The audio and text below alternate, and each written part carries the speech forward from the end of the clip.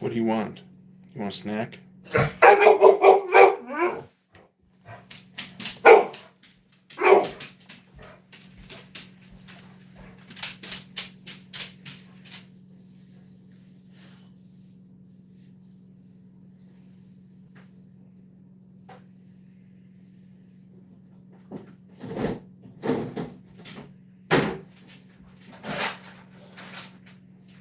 you go, pretty girl.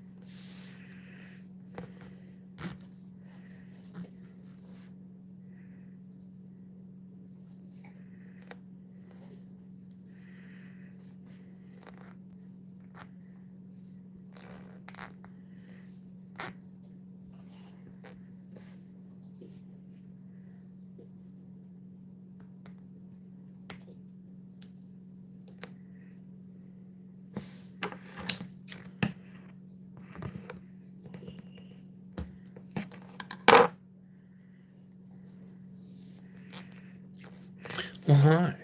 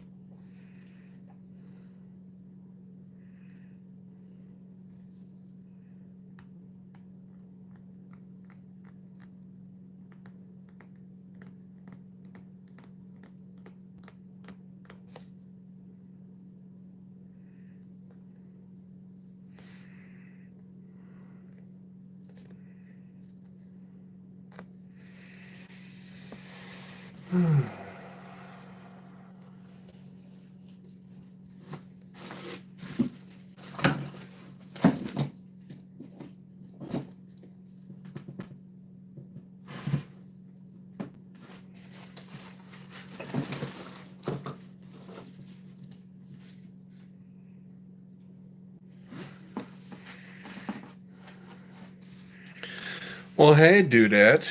How you doing?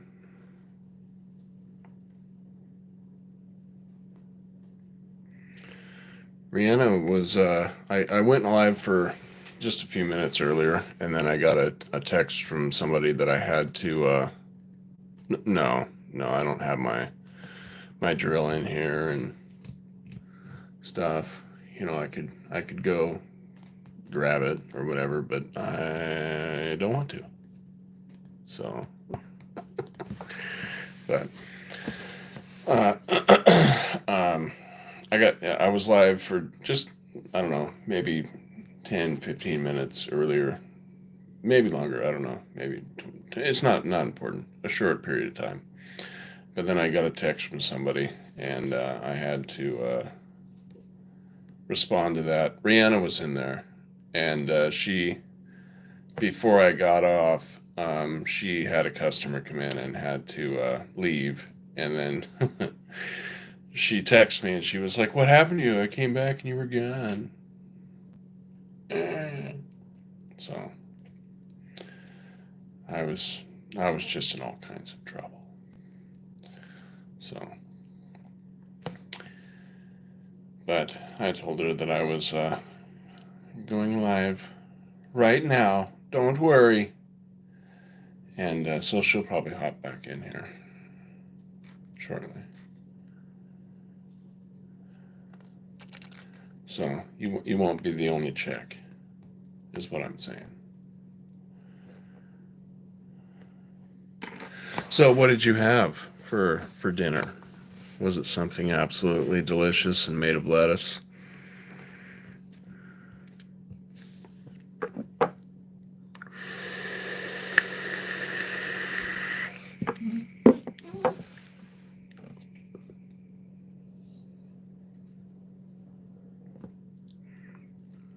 Oh, okay.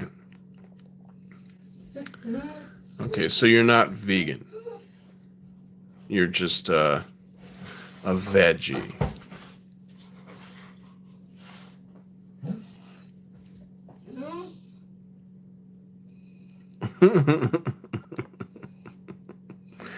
No, I'm never in trouble.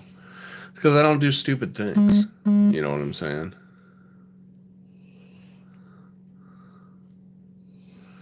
Uh, you know.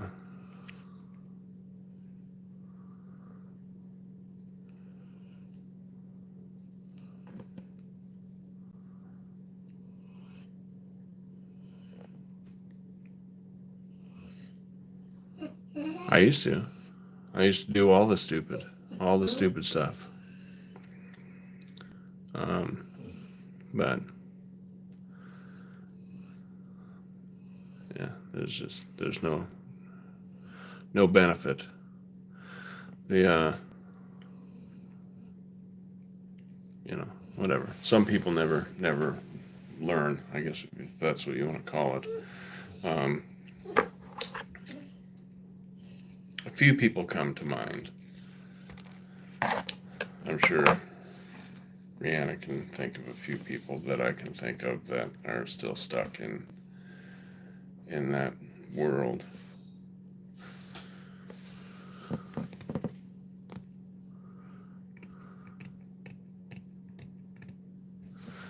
Well, too much work.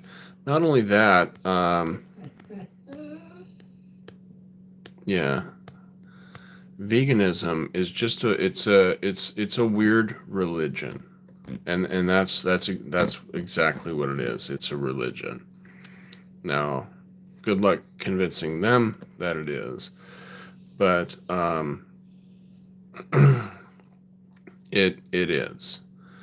And the reason that I say that is because there's lots of people out there that refrain from eating animal products, right? But they don't identify as vegan, right? And you'd never know they were vegan. Vegans make sure you know that they're vegan. They evangelize. And they preach.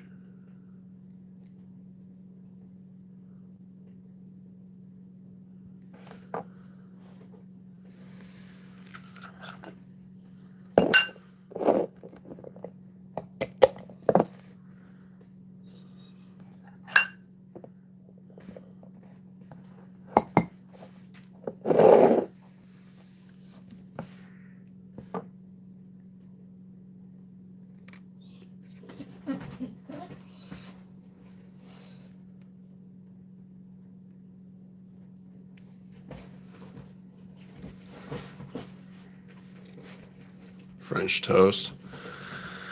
I like French toast. Not so much pancakes. Are you like that too? Where you like French toast more than pancakes? I mean, I'll eat them, right? But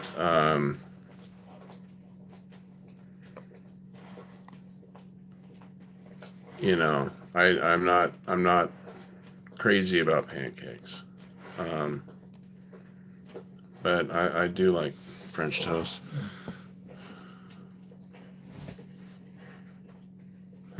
Right, right. Yeah, there's a couple of vegans that go to my church, and I didn't know they were until other people told me that they were, and it was their parents, you know. Um, Never came up in conversation, never. Oh, speaking of, this is that person's parent that just that just texted me. Um, uh, which is kind of crazy. But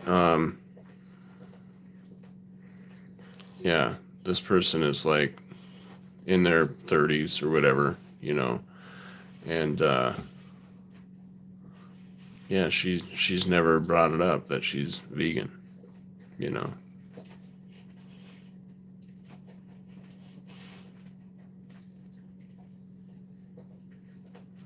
Yeah, yeah. Like my wife makes really good pancakes. Um, uh, I I think I just identify pancakes with how my mom used to make them, which were garbage. And there's quite a few foods that are like that for me. Um, I just my first instinct is that I don't like it. I don't like that food, and I've had to learn that those foods are actually good when they're made by someone else. Um, so she'll be like, "I'm gonna make pancakes tonight. Do you want some?" And I'd be like, "No."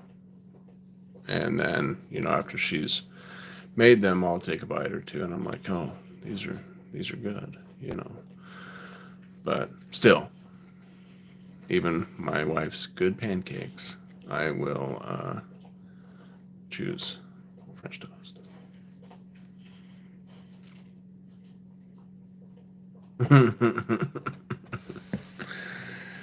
Yeah.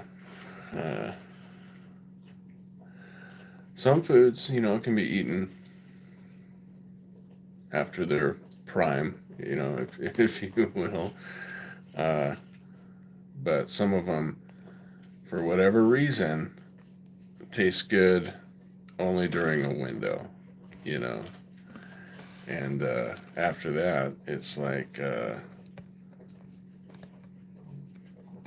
something happens.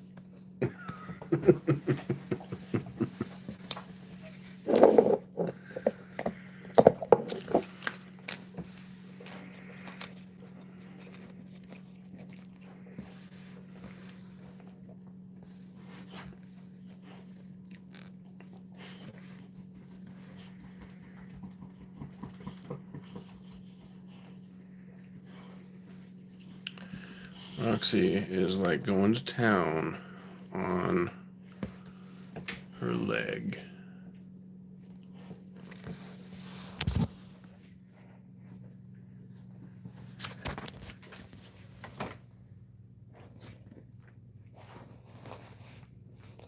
No. No.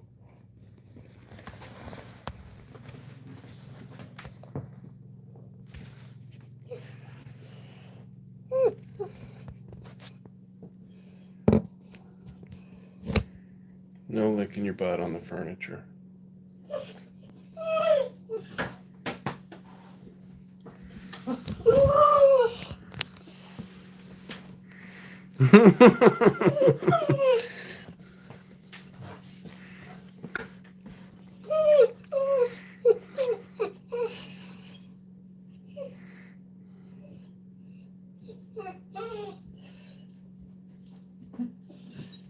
Sponge cake.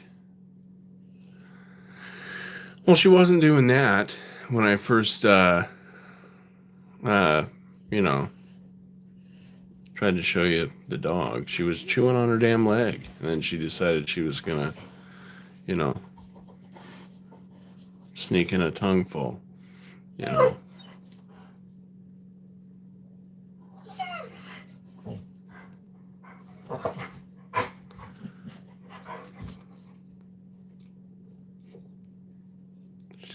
crazy over there.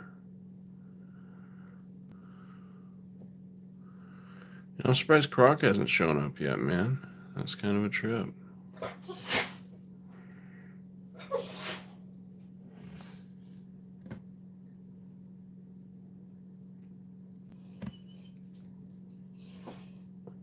He texted me this morning saying something about a dream and how a dream like revealed him some kind of information. I think that's what he said.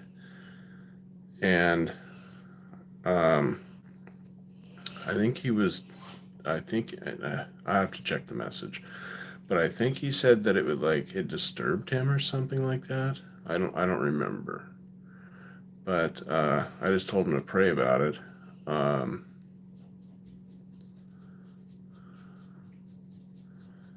That's, I don't know. I personally wouldn't put too much thought into a dream, there's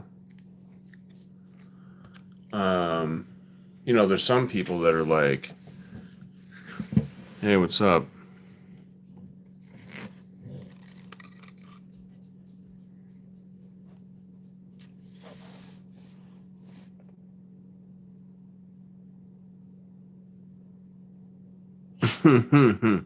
No, you're right. I'm trying. I want your cheese sticks.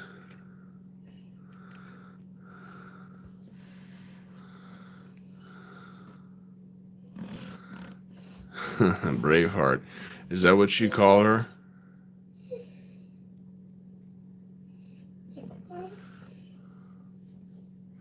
But yeah, there's some people that like, they've convinced themselves that they're like prophets and shit. You know what I'm saying? And at the same time, they say that they're a Christian, which is kind of weird. It's really weird. Because, well, I won't get into it, but it's those two things don't jive, right? I'll just say that. So you have to ignore a lot and twist what is said in order for that to even be a thing. But there's people that they want to think they're special, and so they they'll be like, I'm a prophet or I'm an apostle and all this other shit, and it's like, I don't know, let's actually break this down. If you were a prophet or an apostle, you could add to the Bible, and that is that time is done,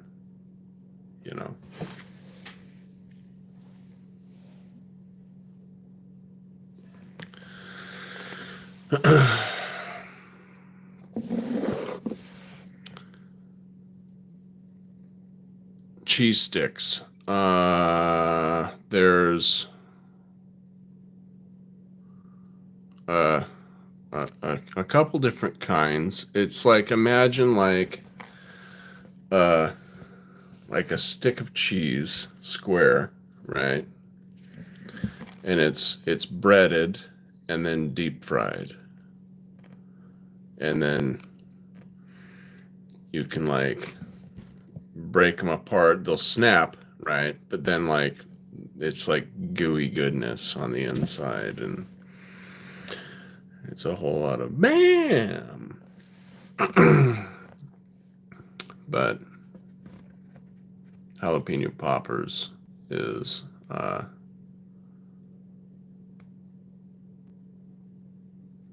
chili cheese sticks.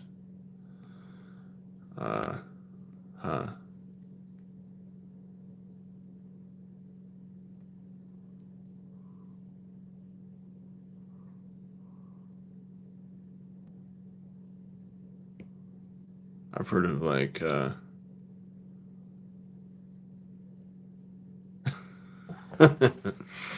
I can make some. I can make my own from scratch.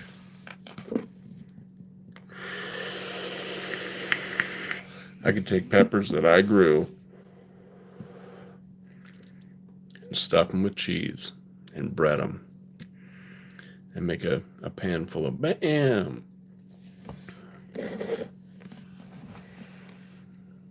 But I'm not trying to outshine you here.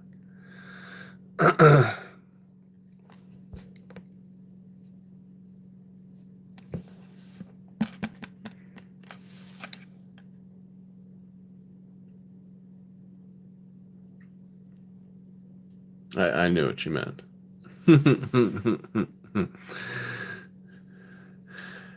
You can't eat too spicy of foods. You can train yourself too. Now, if you're someone that just can't handle it, it's not in your genes. There, you will reach your limit, and everyone has their limit, right?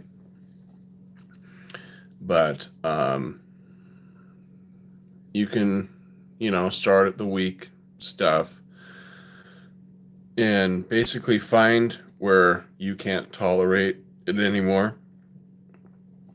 and just go down a step from that and just eat that until it becomes kind of normal for you, and then you can move up.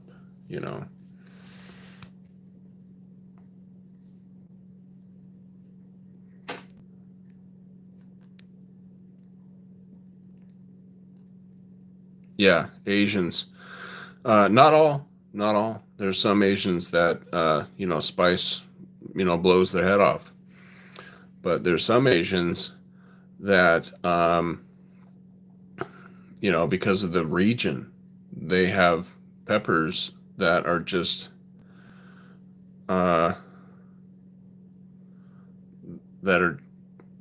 crazy. Right.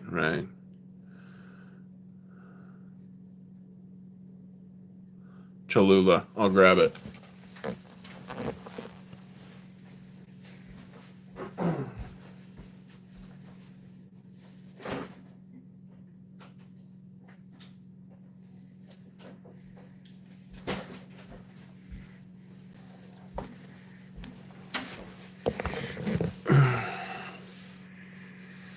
This is it right here.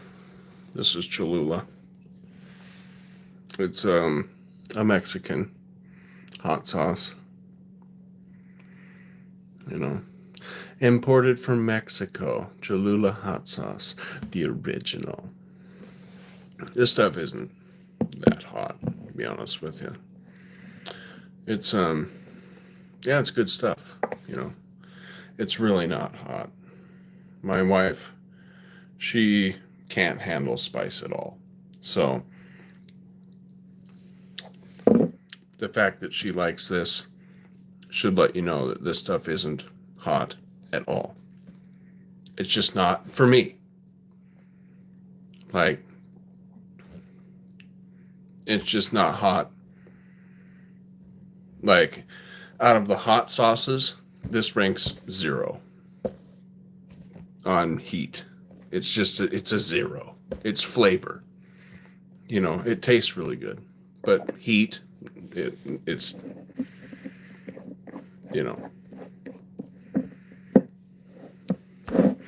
Right, you probably think it's a little spicy. But since you think ketchup is spicy, the fact that you, and I'm, joking, right? The fact that you think it's a little spicy means that it's 0. Because other things that I think is 0, you're like, oh,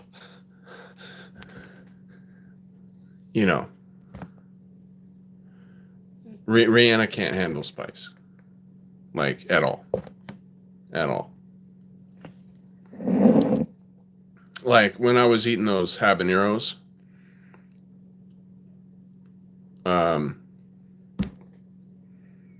To her, that's like fucking crazy, you know.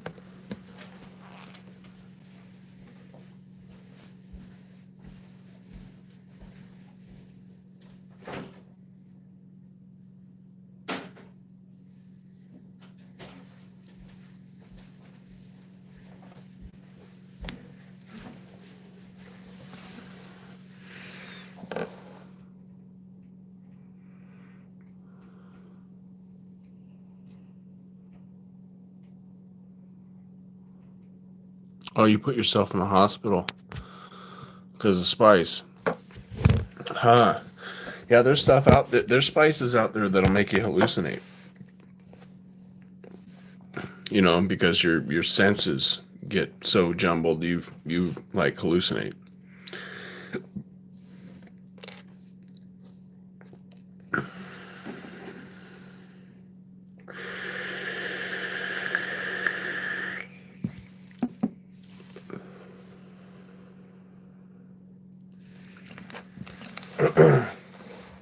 Croc mailed me some Hatch chilies that come from New Mexico.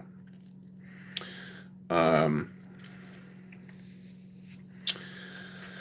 supposed to be arriving today. So we'll see how that goes.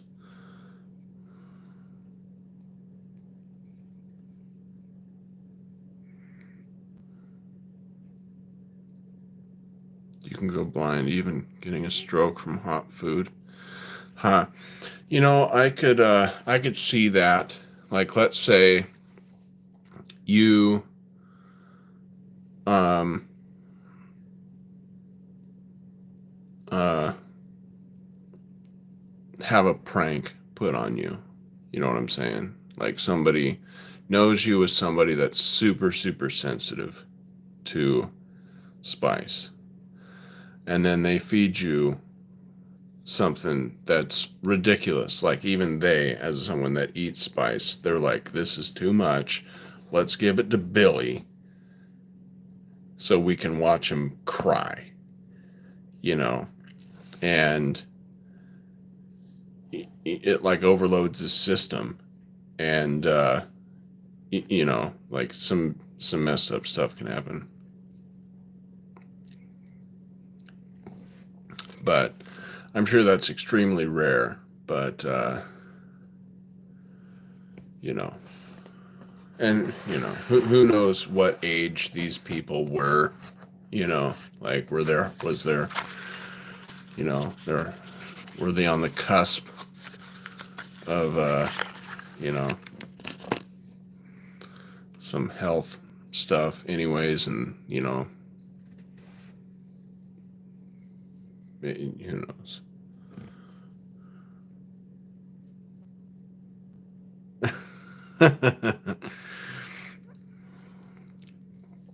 You know, I like to see vision. I think is a positive quality.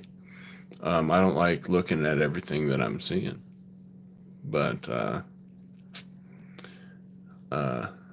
it's better than being blind. I'm sure. Uh, you know what I learned? I and it makes sense, but this is something that it I didn't realize until it was put into perspective to me by a blind person. They have no concept of things getting bigger or smaller when they get closer or further away. Um, that just isn't a thing for them. Isn't that weird? You know, it just kind of tripped me out. Like they just, you know, anybody that sees knows about that. You know, something goes off into the distance and gets smaller and smaller until you just don't see it anymore, right? Like they can't really understand that.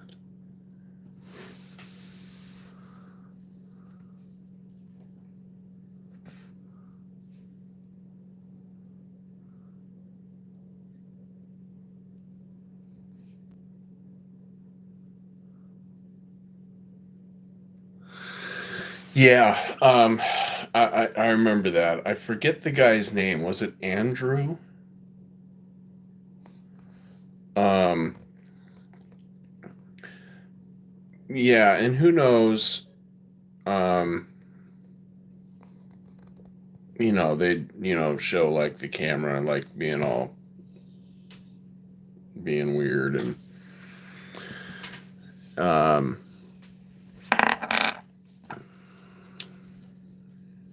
to emphasize he's uh, yeah. There's been a lot of those types of shows.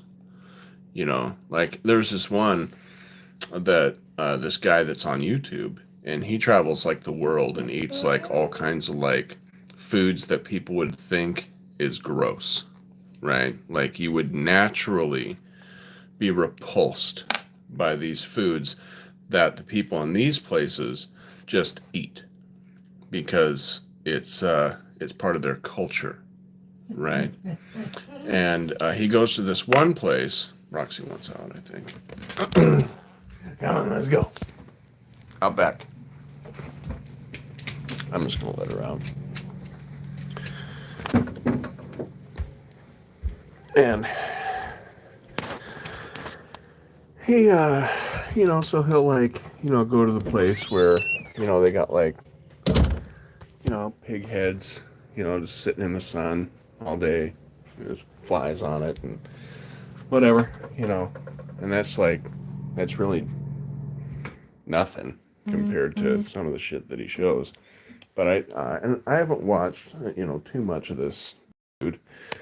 But the one episode that I do remember watching, he's like in town and he's eating this one dish.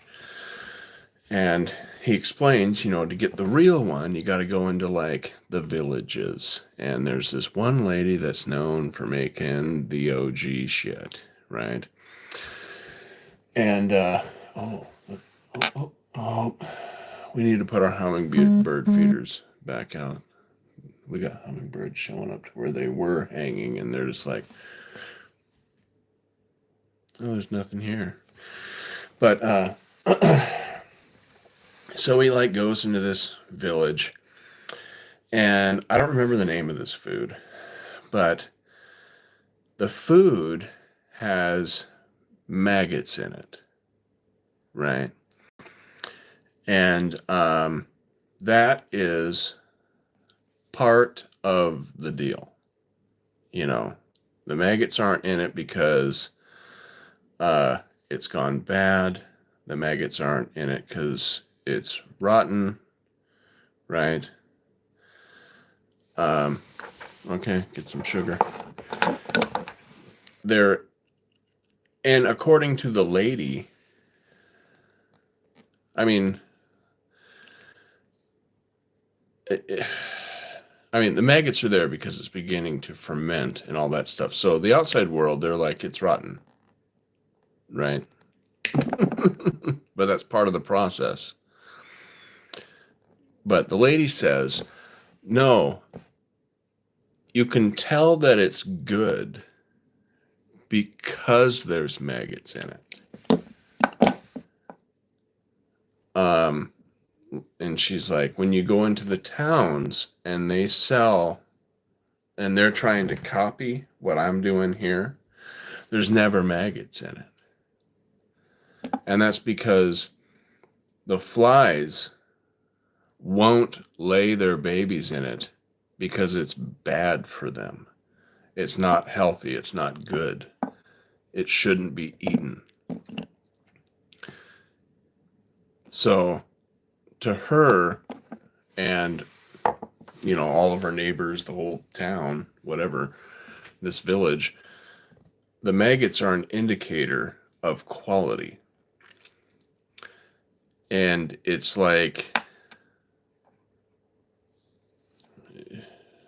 it was burls. But that's not the only food that I've heard of that has maggots in it, and it's preferred. Like there's that cheese from whatever island, I can't remember exactly where, but it's eaten with maggots in it. Uh, we get.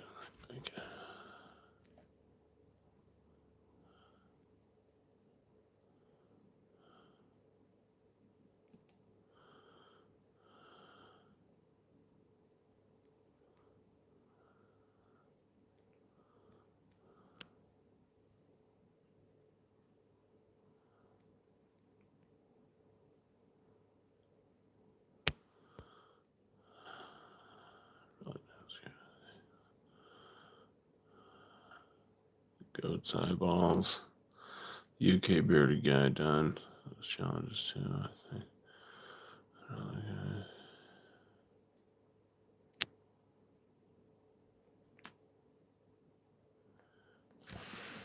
UK chicken for food challenges too. She's in Europe right now. Been in Germany and Hungary.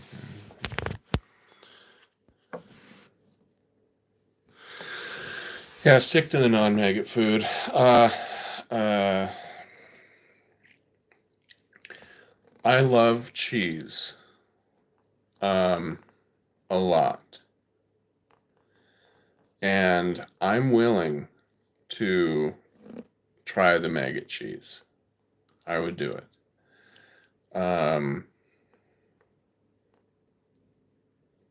I think,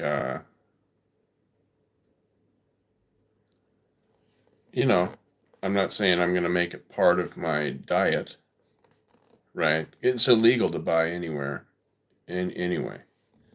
It can't leave the island.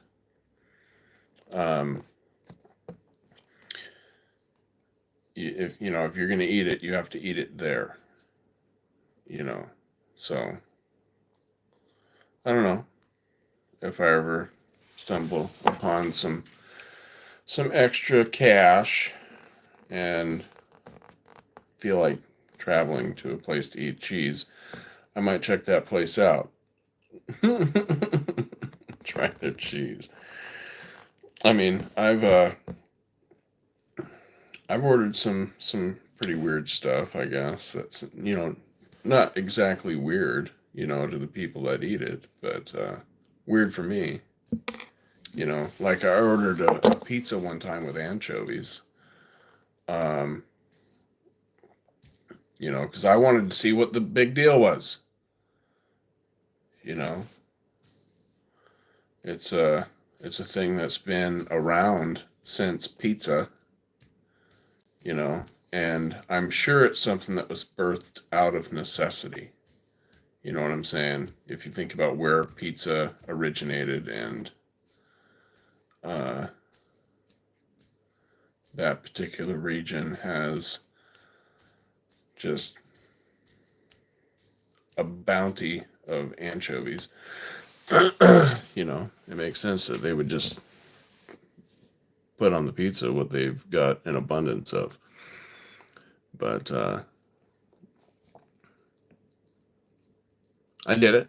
I ordered a pizza at, I didn't get takeout or whatever. I went to this place that makes really good pizza, like the best around here, and I ordered a pizza with anchovies, just a small one, the smallest one that they offer, because I wanted to try it, and I ate the whole pizza, and it was, it didn't change my life or anything like that, but it wasn't like repulsing, Yeah, anchovies are a fish. They're similar to like a sardine, but they're fishier. And I don't really like fishy fish, to be honest with you. That was the only thing that kind of turned me off. To be honest with you, I think pizza would be better with sardines. Just throwing it out there, guys. Pizza people. Try sardines instead of your damn anchovies. Now, there's people out there that are like, anchovies or sardines, disgusting. But then there's the other people like me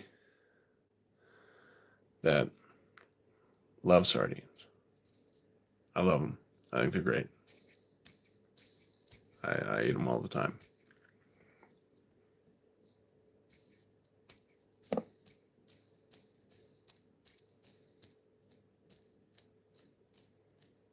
Cod.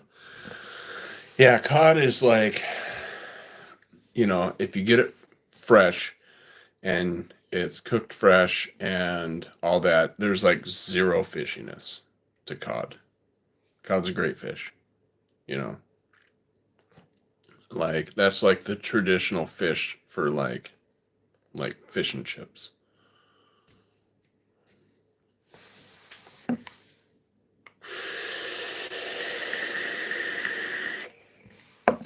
There's a place that me and Rihanna will drive to. It's like 30 minutes away ish, 20, 30 minutes away. It's one of the neighboring towns out here. You basically can drive west, northwest, and you go through a bunch of fields, right? It's just a bunch of fields as far as you can see, pretty much. And then in the middle will pop up this little town. And then you drive through the tiny town that you can literally see like the end of the town, look back, see the end of the town. It's just a tiny little nothing. And then you can drive through that some more, and then you run into another little pop-up town, In one of those, there's this bar, and they serve fish and chips there, and it's just the best.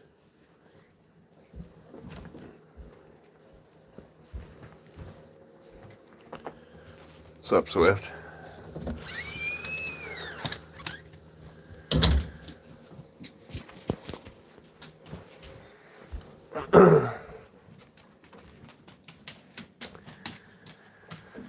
Bam. So yeah, zero fishiness. There's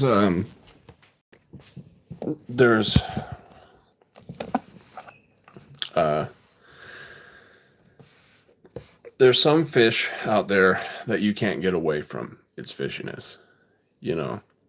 Like even if you catch the fish and within 1 minute are cooking it, so it's not a freshness thing, it's going to be fishy, but typically, other than those situations, fish should not be fishy. Oh, let me see. Probably not. Nope. Bam.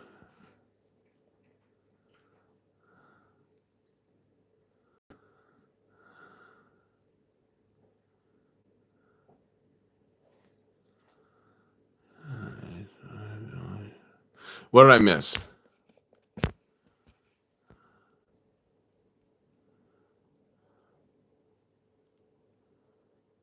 Yeah, anchovies are fish.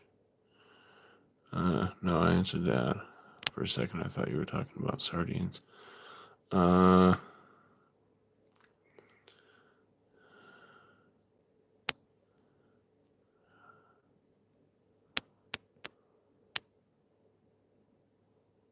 Time to hit the hay.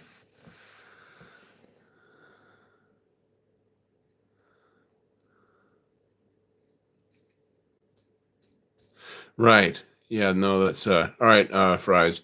Have a good night, man. Just rest up. I'm still trying to catch up,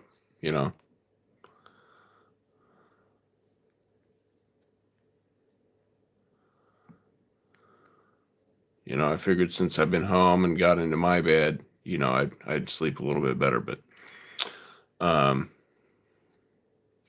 don't know. Who knows? Maybe Rihanna was kicking me a bunch or something. I don't know. Or Roxy.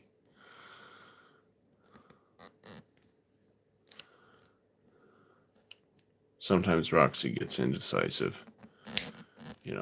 She'll sleep in her bed and then she'll hop up and get in between me and Rihanna. And we have a split king. You know what I'm saying? It's like, I'll show it to you. I'm sure you will. I'll just show you. Whatever. It's a mess right now, so let me make it up real quick here. A little bit of this. A little bit of that. This table's so close. But wait. That'll make my wife happy anyways. No spankings.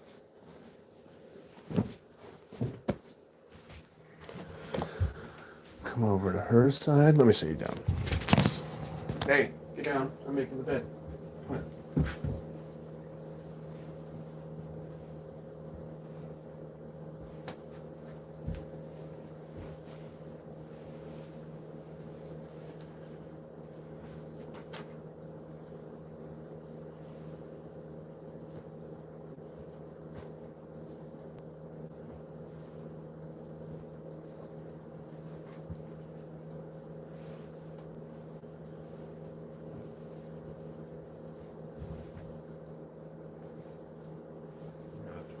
This way.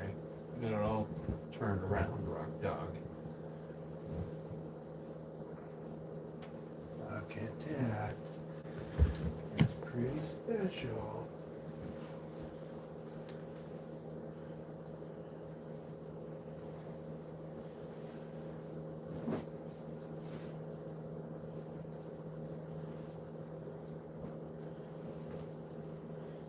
It's a special rock dog bed.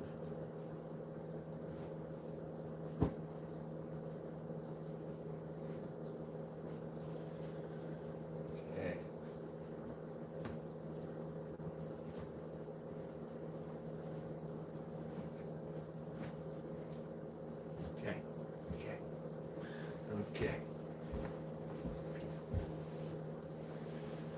Back over here because you messed it up when you jumped up because you're a dog.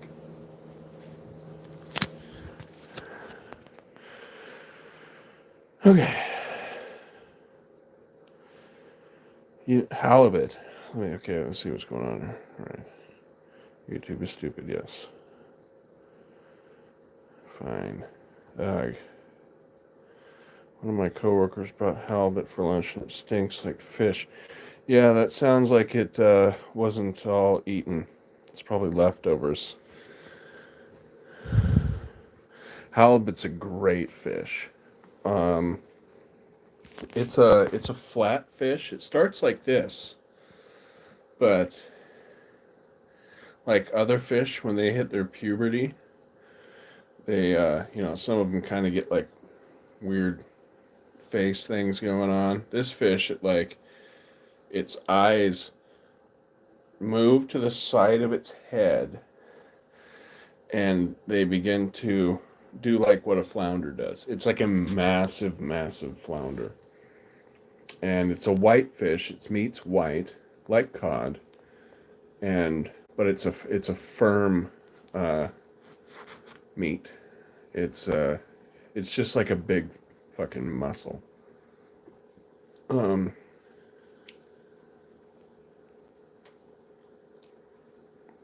Croc, what's up, man?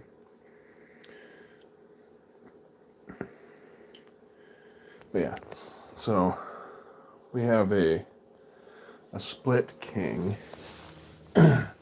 So it's 2 beds, and the reason it's like that is so each of us can have control over our side.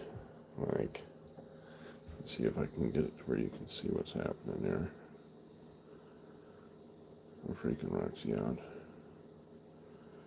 But I can, raise the feet and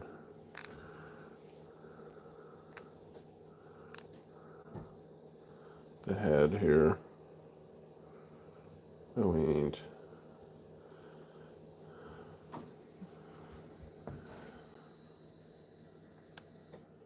Okay, I'm sorry. Let me flatten that out.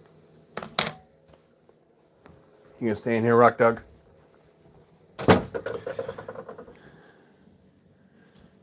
Whatever, babe.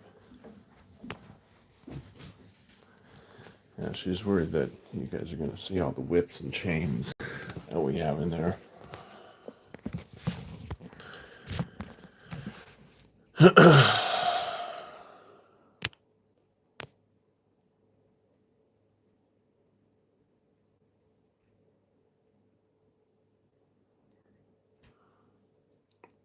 Scampi?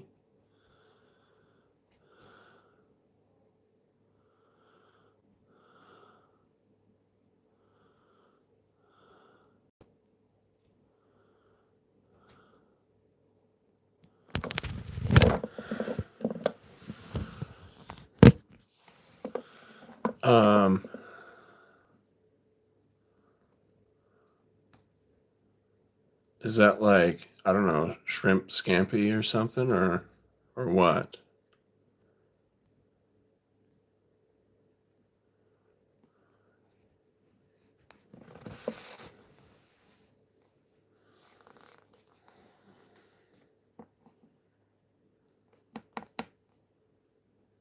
I don't know. I'd have to look it up. I've never heard of scampi like on its own. I've heard this scampi, that scampi.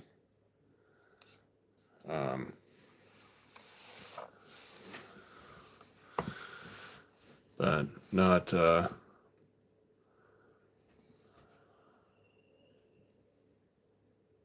just scampi.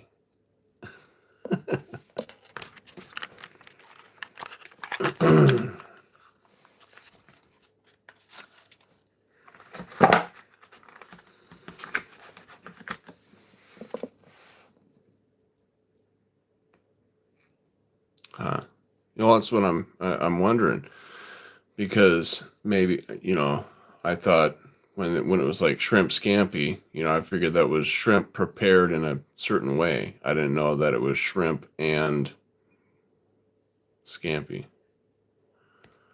Okay, I don't know. I'm new. I'm not a doctor, so I don't. Let me look it up. If this thing even has any battery. Okay, it does. Schedule install. We'll do this at, oops, shit. No. Okay. 3, 10. Point. Okay, get back to this. Scampi seafood. Let's see what this is. Scampi, more than just a dish. The term scampi can refer to both a specific crustacean and popular dish. The crustacean, scampi, is the Italian word for, I have no fucking idea what that is. Langoustine, also known as Dublin Bay prawns or Norway lobster. These are small lobster-like creatures found in the Mediterranean and colder waters in Northern Europe.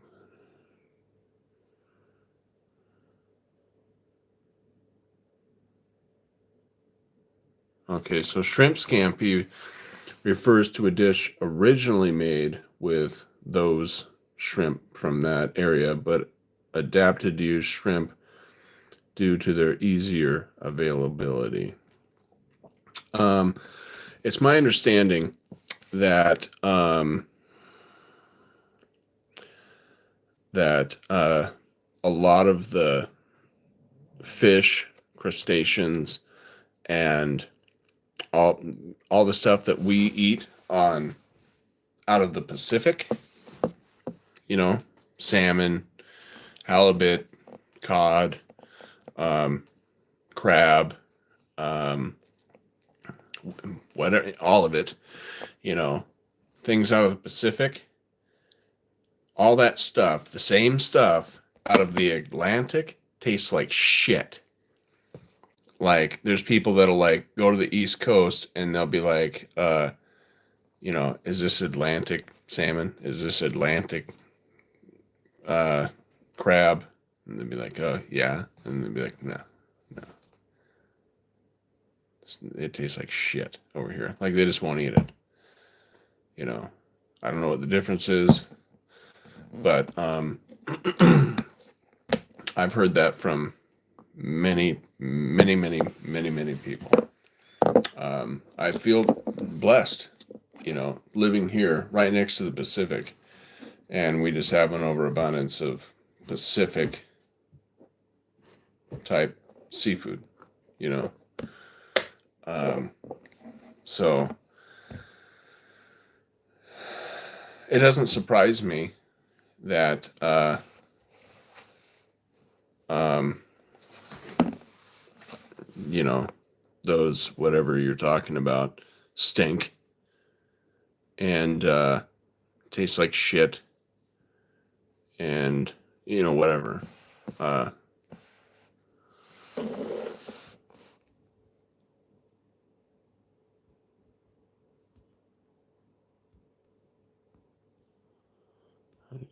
well, whenever my neighbor makes it, I have to shut all my windows. Literally makes me want to puke. Oh, that sucks. Well, when you decide to come visit the West Coast, I'll turn you on to some good seafood, and you'll be like, oh, okay, I get it.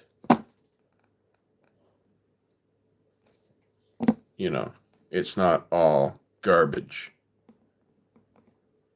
So, see you tomorrow.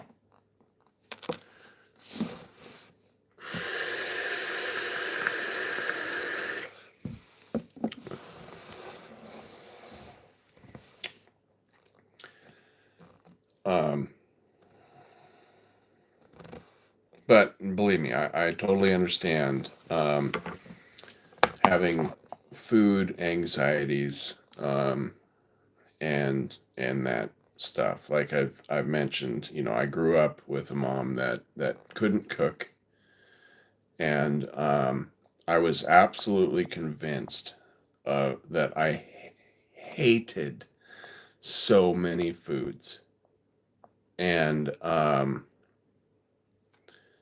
like I would. And I used to get made fun of, like what are you talking about? You don't like lasagna? You don't like spaghetti? You don't like, just name a food, right? Chances are I didn't. I was convinced for years, like till I was in my 30s, that I didn't like it, and because I just stayed away from them, and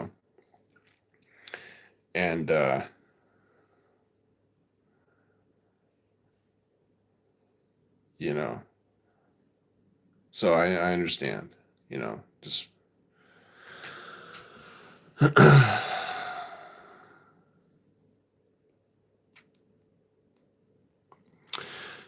well, that's what I'm saying. Like, yeah, and I liked food too, and I thought I knew what I liked and didn't like too. I was absolutely convinced. I knew this shit. I knew it. I knew I didn't like pasta. I knew that I didn't like spaghetti. I knew that I didn't like casseroles, pie, cake, uh, foods that people thought are like, are you fucking serious? Be like, yeah, I don't know. I just don't like it.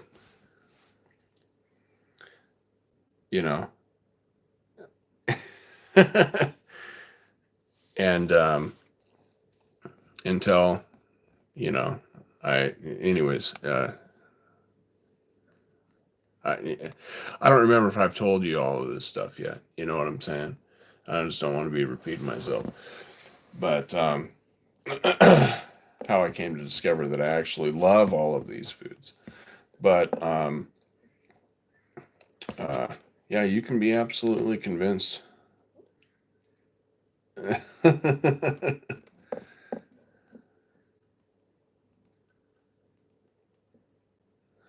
Right. No, I'm keeping that in mind. You know. Um. Um.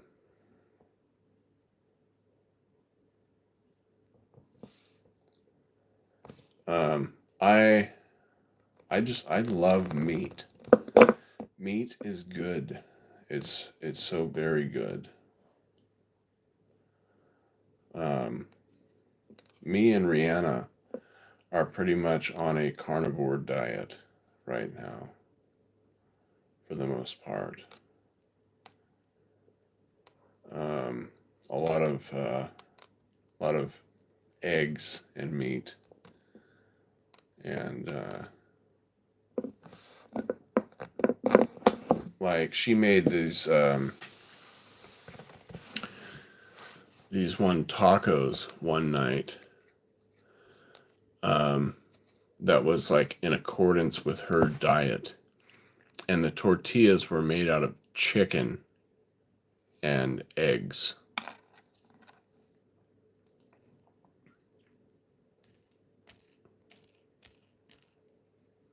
And it was good.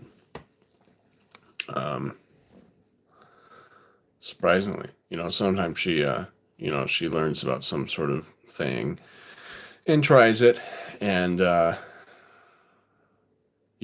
it's she has to put her own spin on it, because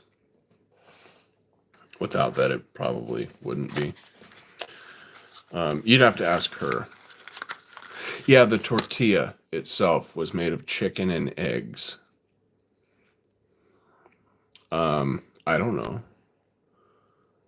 Um, there was those chips that I was showing you the other week or whatever, and I was saying these might be my new favorite chips. Those chips are made of chicken and egg whites.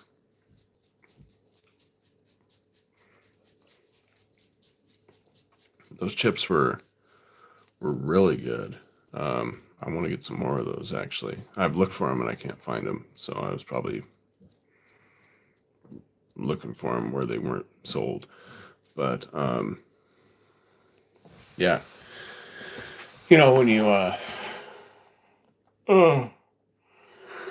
you think of it being like chicken and egg whites, you think it would just be like a hard shell. Like you'd go to roll it up or something, and it would just be like crack.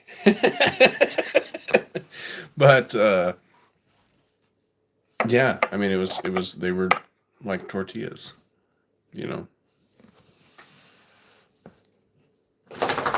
crisps. Yeah, what you guys call crisps, we call them chips. I know that what we call French fries, you guys call chips. But here.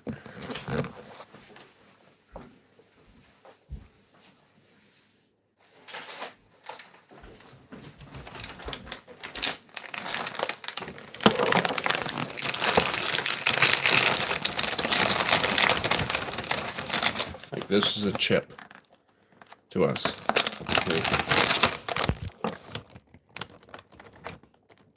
Where is it? Tortilla chips.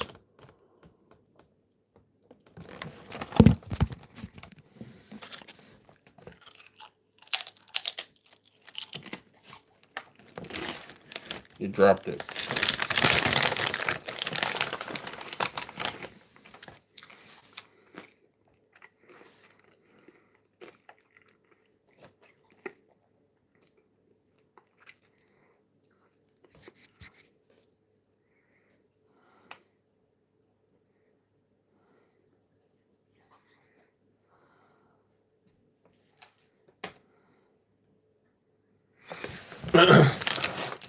No, I get it.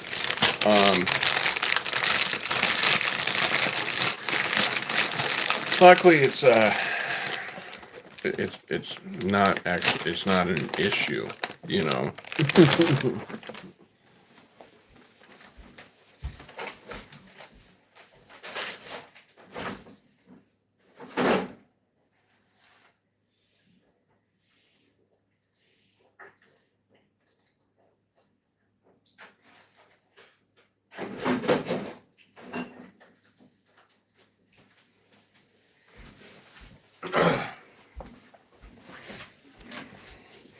But what's funny is we call fish and chips fish and chips. We don't call it fish and fries.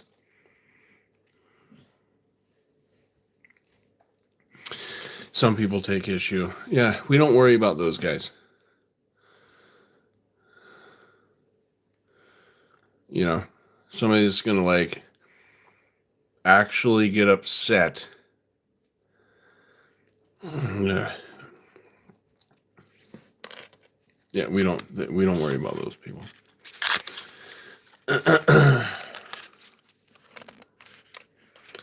You know.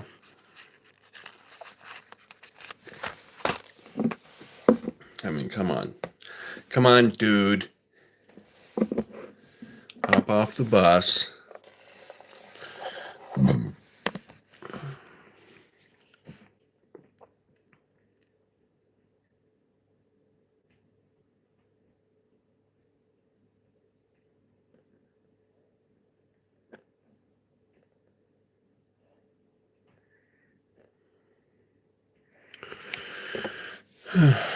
Did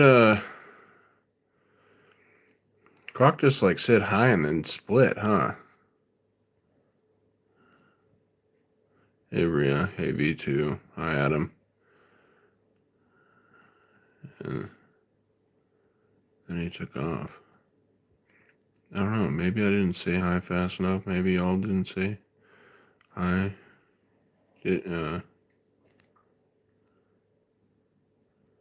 I don't know, maybe y'all didn't say hi fast enough to him or something. He was just like, nobody's talking to me.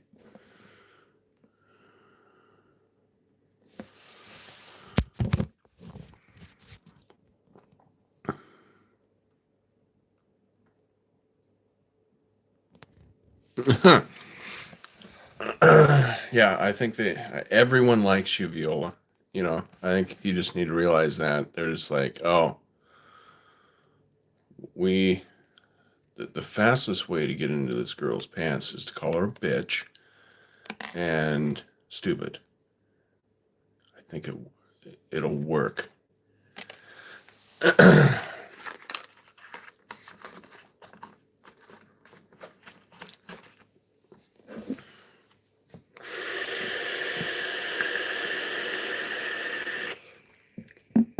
That actually works on some girls. You know, depending on who their dad was. You know. Um,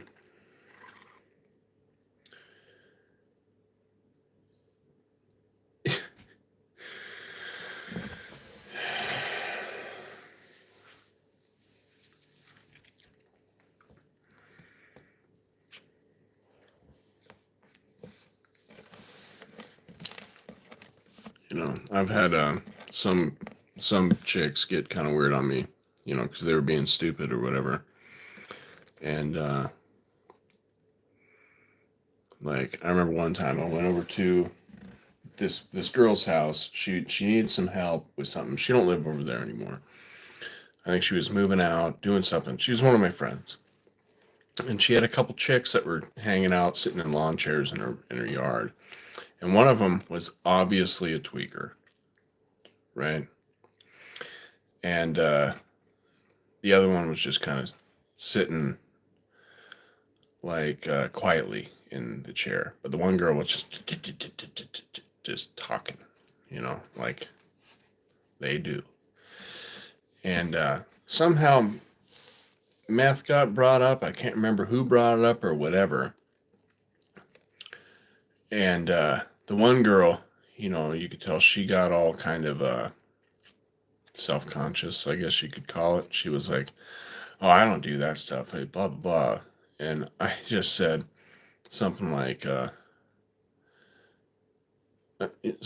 shut the fuck up. I'm not trying to hear that shit. You know? And the girl that was sitting next to her just got like this huge, like, ooh, this guy like puts chicks in their place type shit, you know? And I left shortly after that. But anyways,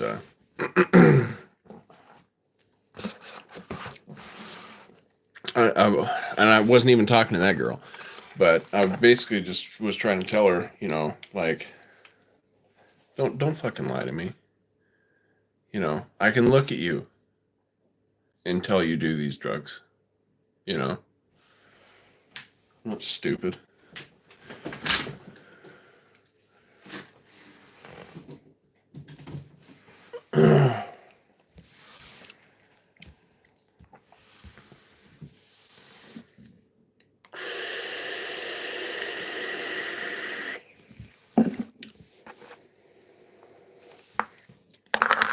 Rihanna probably knows these girls. She was, part of that world for a long time, and they're all kind of interconnected. You know what I'm saying? Because they'll all kind of eventually run into each other at some point. You know what I'm saying? Whether they're all, somebody be hanging out at a dope house and people come in and out or whatever.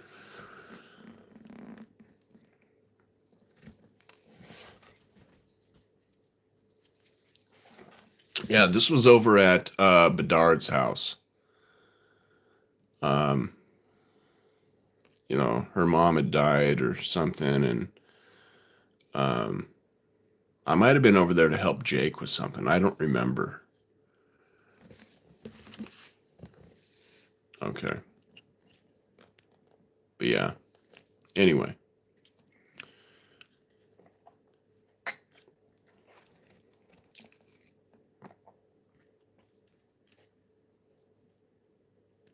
It's when I came home with that lamp that day.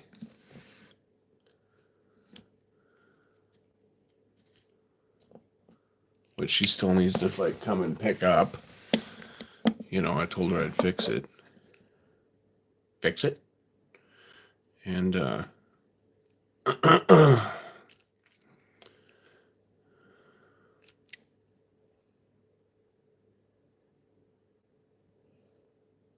okay, I'll just stop talking about it. Jesus.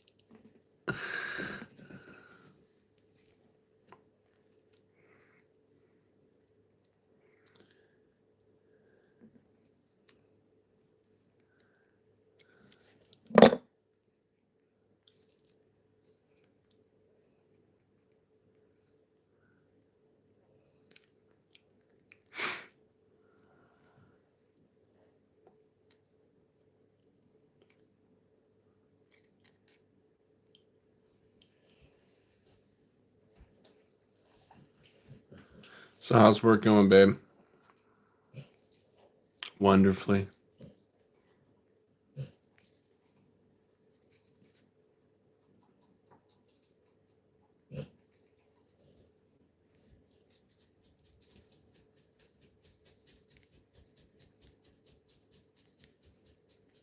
Busy. Well,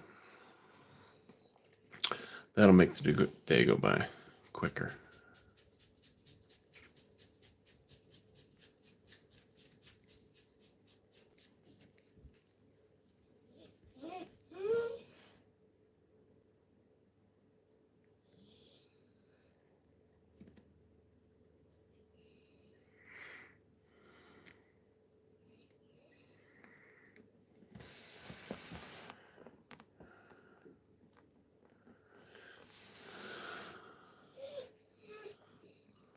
Oh, you're on your lunch break.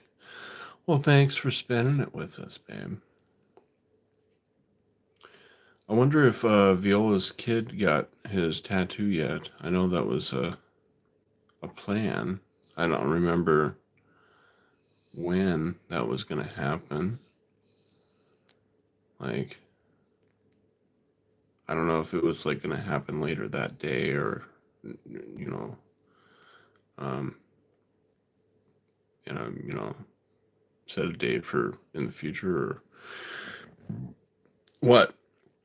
I just remember her asking about, in here, if it hurts,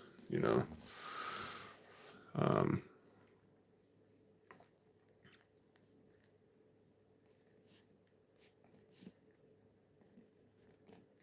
okay. How did he do?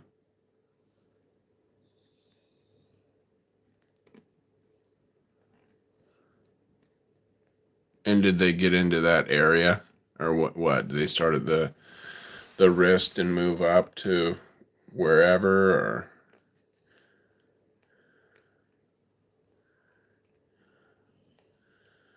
and you said that he's 18. Huh. So what did he get tattoos of? Like a bunch of Pokemon or some shit?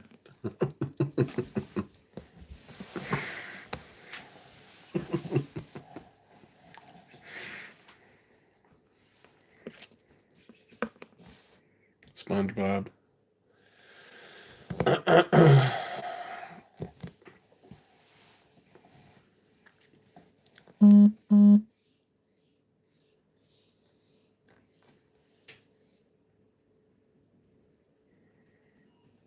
We got some sort of package being delivered.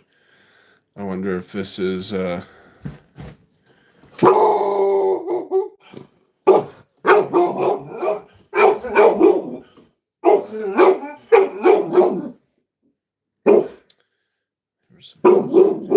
outline. But it was rough, so they did the outline and shading on the bottom half of his arm.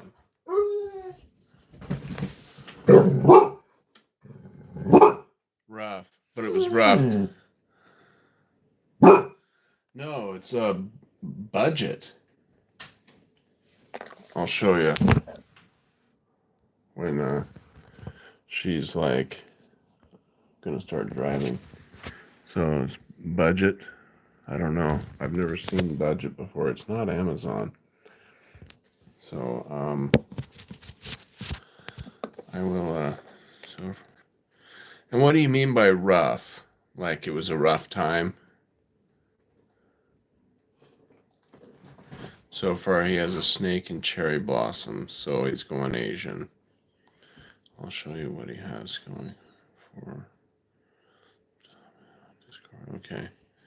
That might be Amazon. They contract vehicles delivery. Amazon packages. Okay. I'll take a look.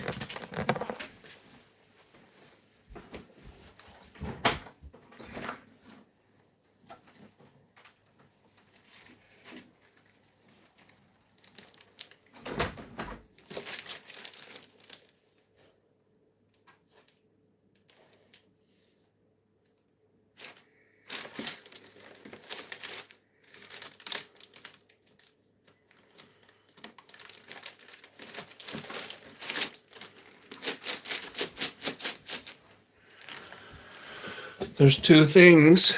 It's like Christmas.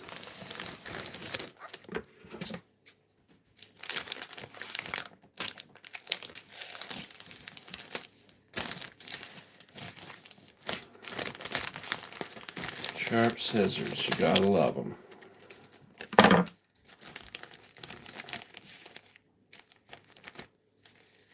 We'll keep that right here. What is this? What's these? Oh, I see.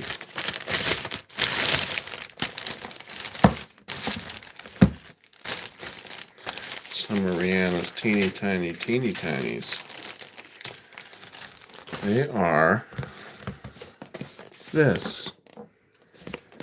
Little tiny waffle makers.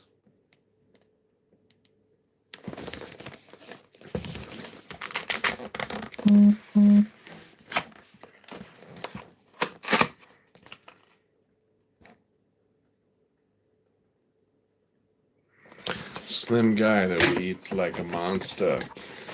I used to be able to do that. Eat incredible amounts of food and just,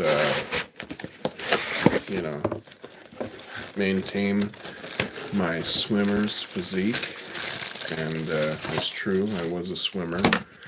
And I was very thin. Now I am not. Okay, what is this?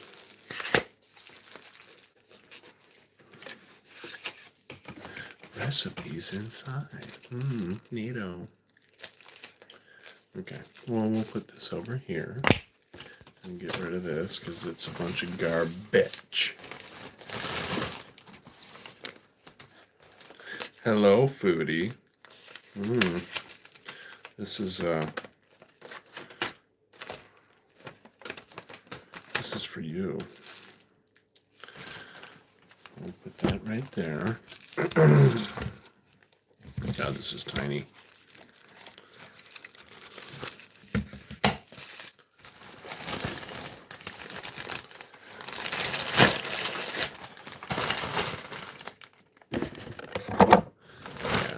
Rihanna used to come watch me in my Speedo when I was doing my races. And then she'd go pet the kitty.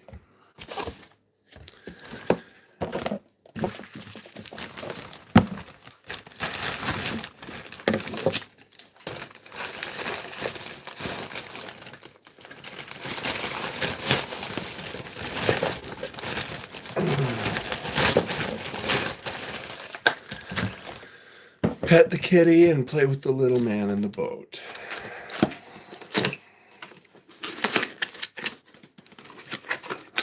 Alright, so here's the other one.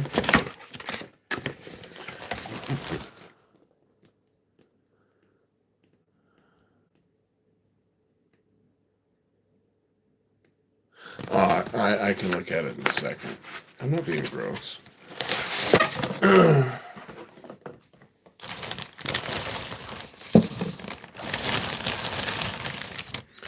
Put this back in here. I'm guessing you got 2 of these, so you can do multiple massive waffles at the same time.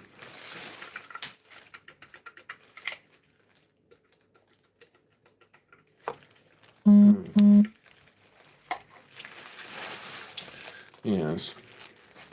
And I think you only need 1 of these, right? Sure.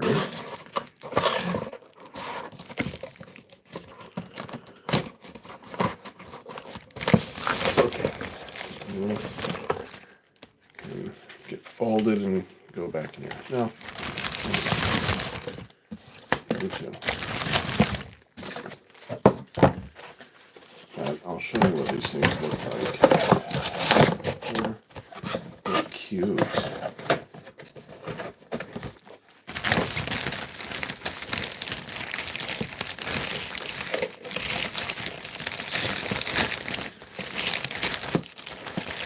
Come on.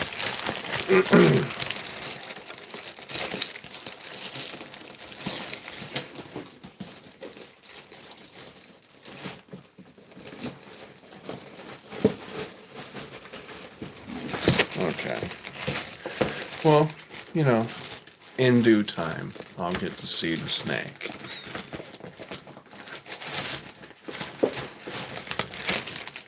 And this is his first tattoo.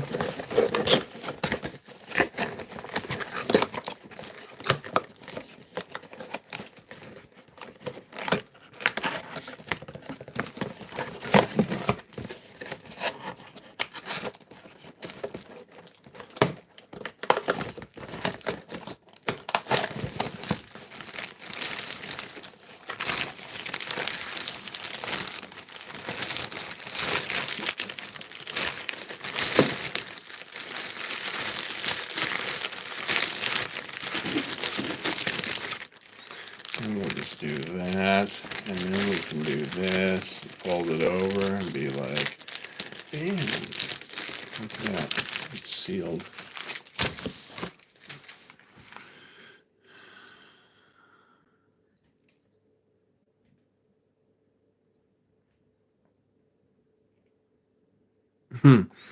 Bad news, I can't feel my arm.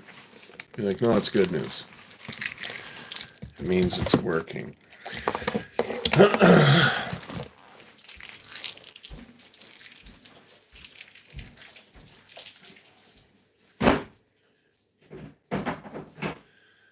man, I am super sore today, y'all. I messed myself up. Playing these damn games with these kids. And then on the last night that I was there, I walked out of one of the buildings, and it's pitch black. You know, it's like close to 11. And I walk out of one of the buildings to go to the cabin, and I like walk right into this massive stump that's like about the size of this table here. And it's cut really low. you know. So like my shin, I mean, I just full-fledged walking, and I just like, if this is the stump, right? My leg just went wham right in the center of my shin, and I fell on top of the stump. And the top of the stump was like kind of rough, so I cut up my hands a tiny bit. That's all kind of healed up now, but it like jammed a bunch of sap and shit into my hands. And my hip here is all, um, it's not bruised, but I think I bruised my bone. And that happened from me chasing one of the pastors. And this dude is like crazy competitive, crazy competitive. And like, the dude's an animal. And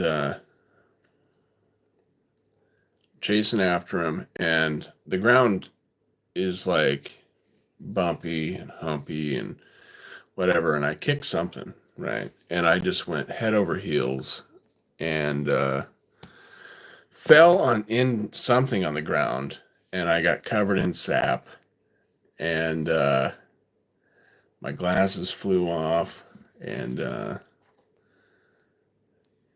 yeah, but that really messed me up too. Old. I'm old now.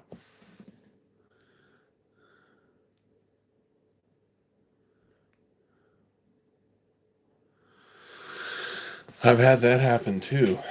Um, like, I healed up. Um, it's been a little while now since I've healed up, but one day I woke up and my shoulder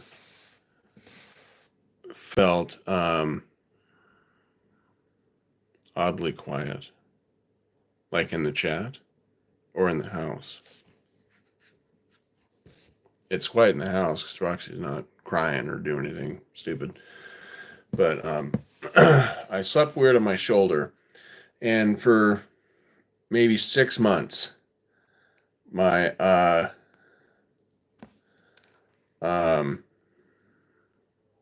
my shoulder was messed up, like bad. You know, it like really hurt. Uh, I have no idea what I did. You know, I honestly think that we are supposed to sleep directly on our backs.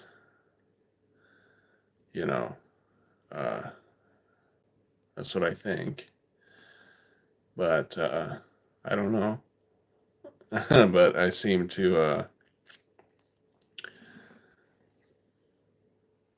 kind of hurt myself when I sleep on my sides. And it's like my shoulders.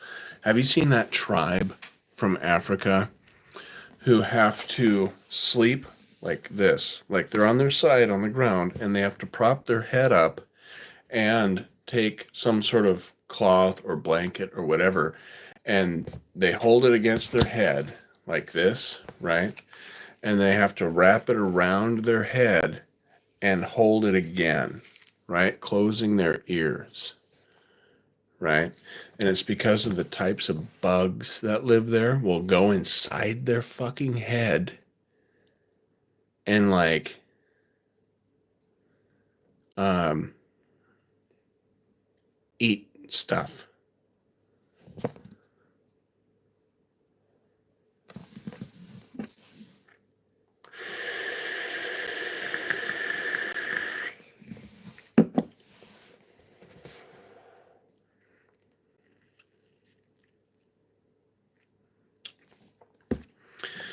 You know, there's a lot of places that are dealing with stuff that could just be remedied by moving.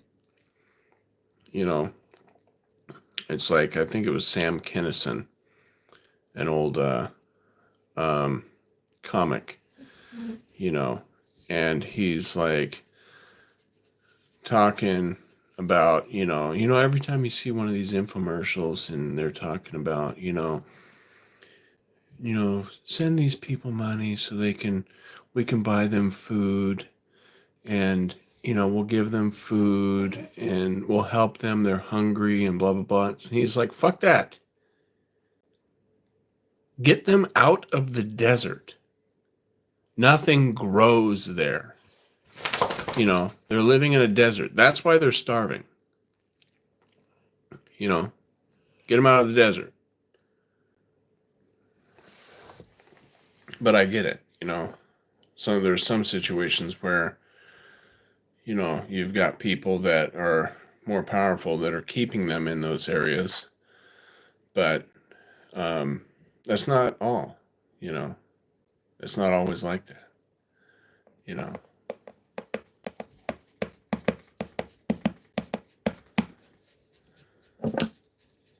if you're starving, go to a place where things grow. But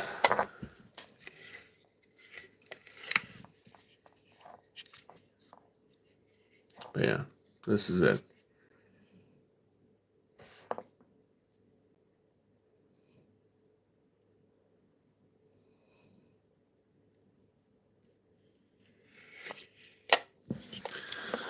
Earwigs. We have a thing that we call earwigs too. It's kind of like an ant, okay, but it has a tail that has a pincher on its butt.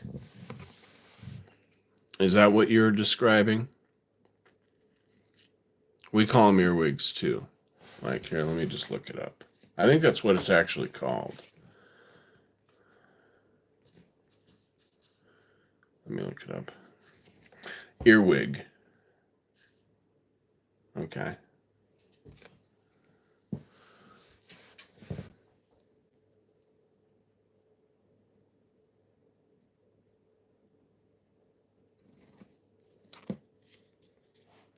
Okay, so this is like the earwigs we have here, though. Some of the pinchers are straight like that, and some of them are actually rounded like that. I don't know if that's a male and female thing. And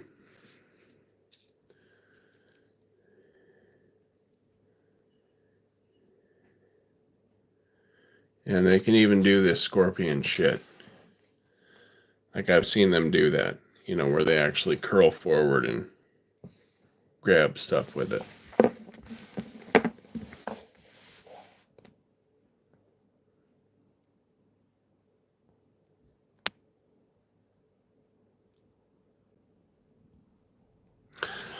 Yeah, earwigs. It's when I was really little. That was one of the few bugs that actually creeped me out, and it probably had to do with the lore. I don't think they go into your ears though. Earwigs are small, elongated insects, easily recognized by their prominent pincher-like appendages at the end of their abdomen. They are typically nocturnal and prefer damp, dark environments, often found under rocks, logs, and decaying plant matter. While they may appear intimidating, earwigs are generally harmless and more a nuisance than a threat.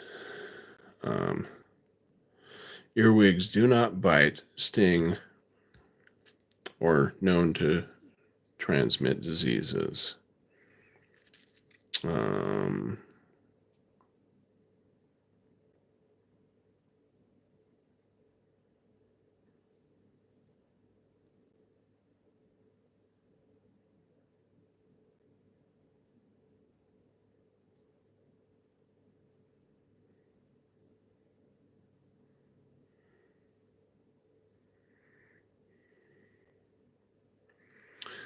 Says their pinch is not painful. No venom, no poison.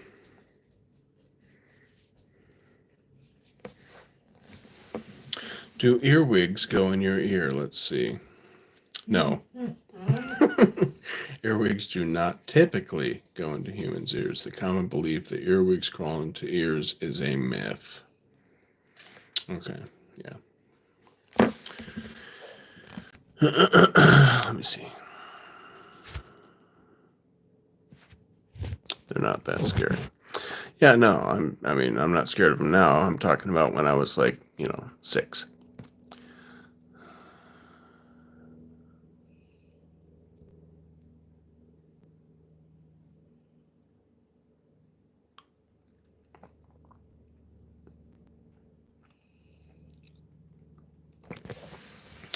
Yeah, they don't commonly. So, like, what it is saying is like these things aren't looking for ears,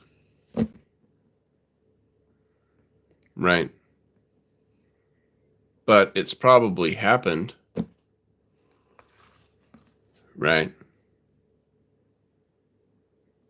Like somebody probably laid down by a rock or laid down in the forest with no tent, and let me look something up.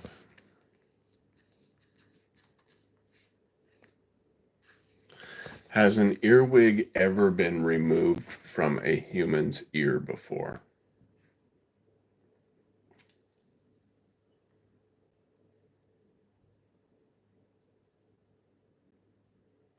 Yes, there are documented cases of earwigs being removed from a human's ear.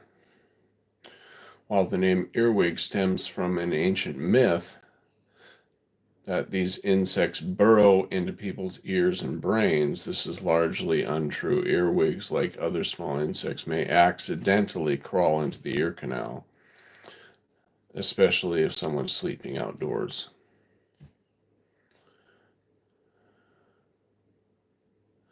A published case report from 2021 details the removal of an earwig from a 24-year-old man in South Korea. He experienced tinnitus, ringing in the ear, after a waking one morning examination with an endoscope revealed an earwig crawling inside the external auditory canal.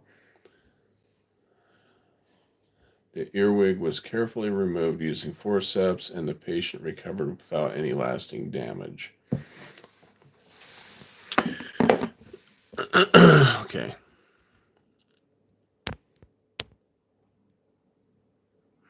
Right. Yeah. It's not, like I said, it's not like, oh, there's an ear, I need to go into it. It's like, oh, there's a dark hole. It's probably safer than out here. Yeah.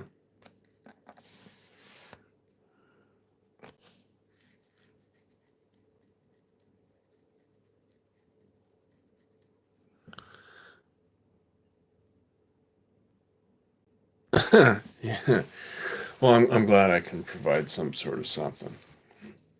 Um,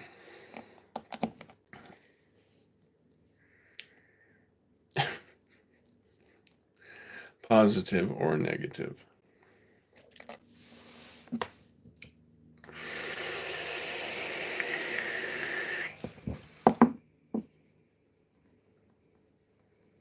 I mean, people have had moths taken out of their ear, and nobody thinks about that. You know, um, nobody like associates moths with ear holes. You know, um,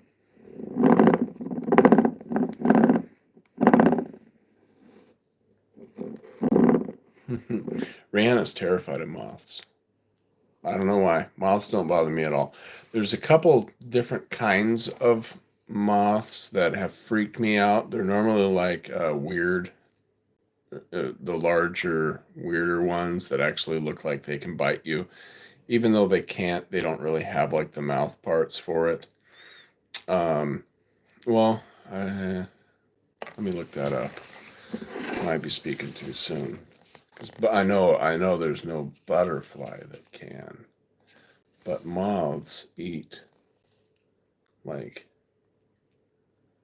material.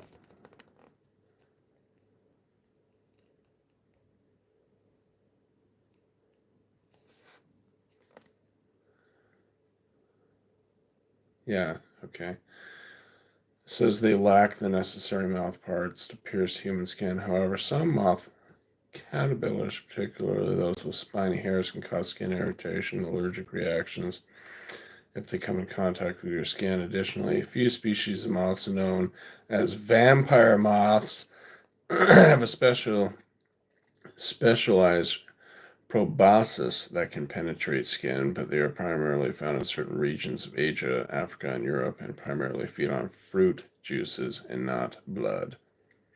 Primarily.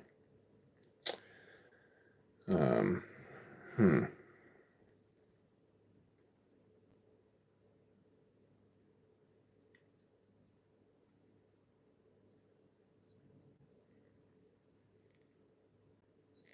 Hmm. Let me see.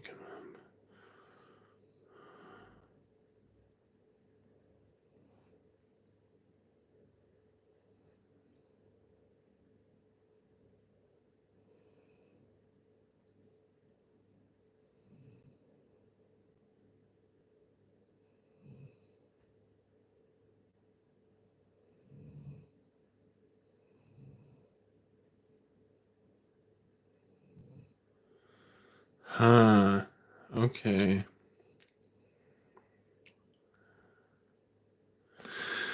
So check this out. It says that it's not the moths that eat the fabric, it's their caterpillar,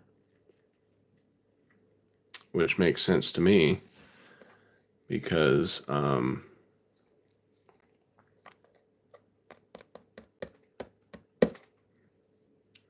the moths don't have the mouth parts where the caterpillars do, because they eat leaves and do all that shit. Uh,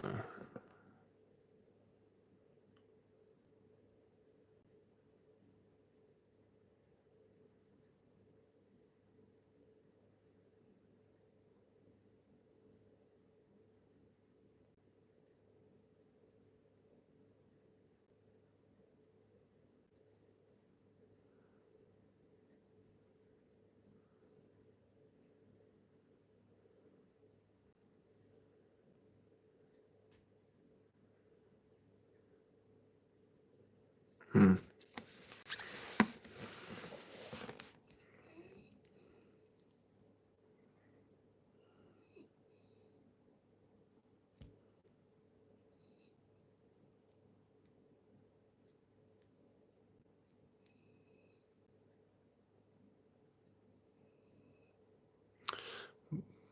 Butterflies and daddy longlegs are your kryptonite. Probably holes in shirts, really. I didn't know that.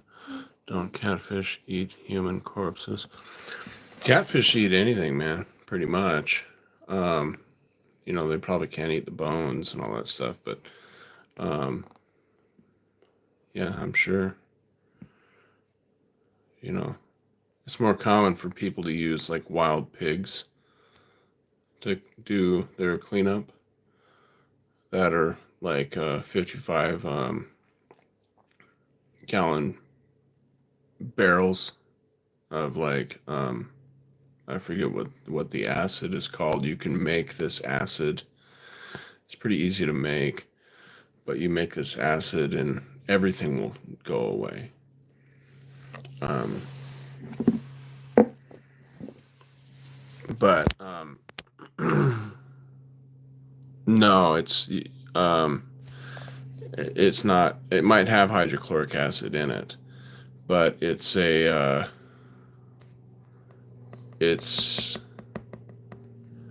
um, I have a bunch of hydrochloric acid.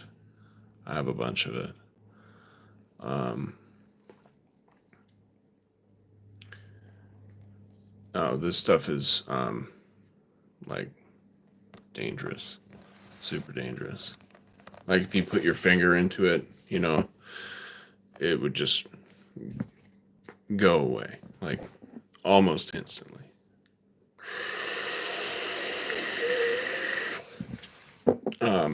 Check this out, Viola. Um, Daddy longlegs are pretty harmless. I get that they are, you know, long-legged, creepy walking um, spiders, but they're pretty harmless. But here we have this particular type of beetle. It's just like the regular black beetles that never get any longer than this, really. But this one is like this long and it's like that fat.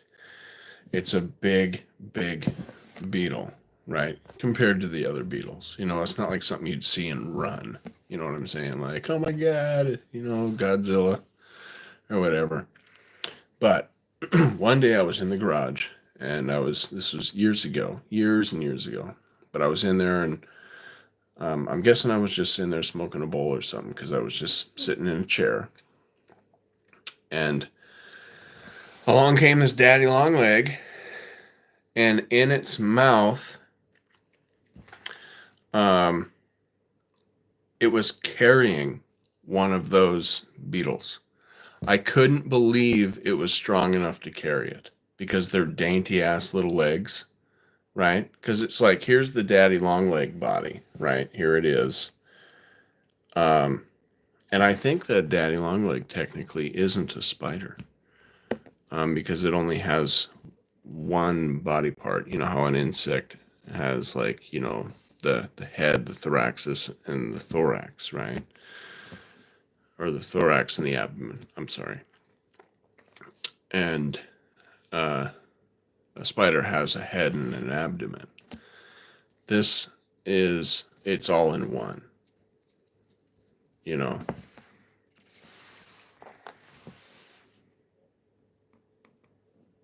Well, I'm just saying, it's an eight-legged creature. A lot of people think it is a spider. But I'll look it up in a second. But here it is, you know, with its dainty little lady legs, carrying something that is like, you know, here's the daddy long leg body, right? With its dainty little legs coming off it. And it's carrying something like this big. You know, it blew my mind. A daddy long leg is more, here, no, I'll show you what we call daddy long legs. Daddy long leg. Okay, that's not it. That's not it. Why did it pull that up? Okay, here it is.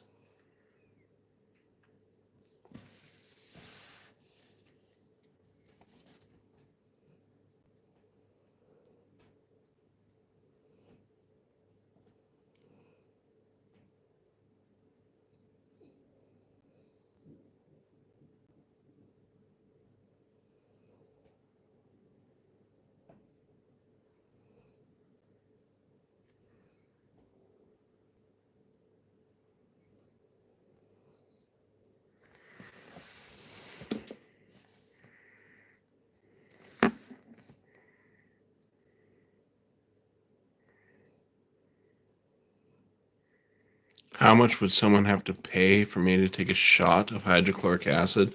It would kill me.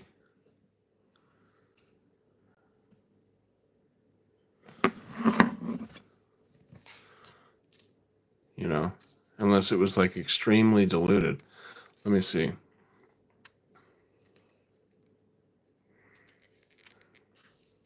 Will 1 ounce of hydrochloric acid kill a human?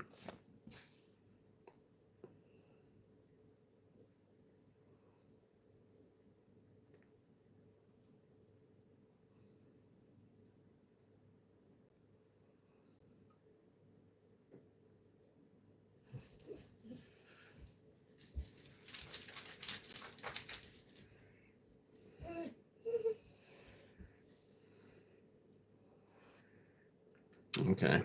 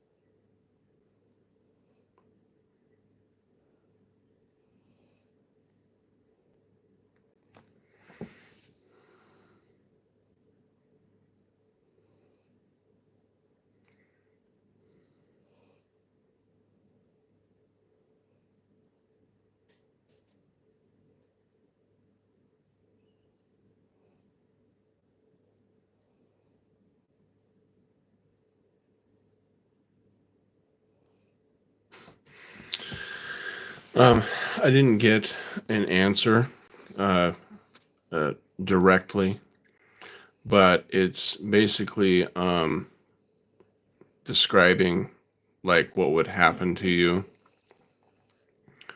You know, vomiting blood.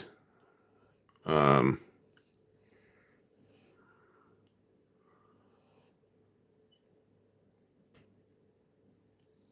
you know, your intestines would become perforated. Um,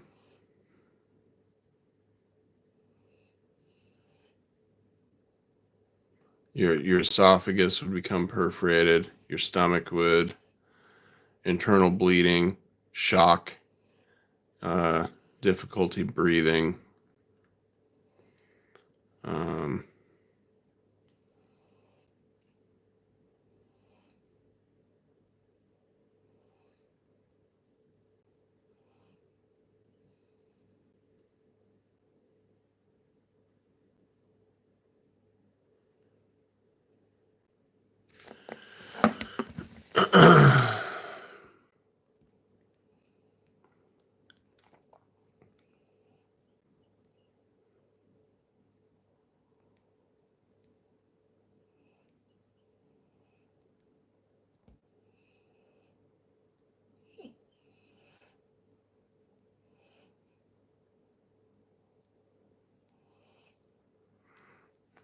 yeah, I need more than 1 million.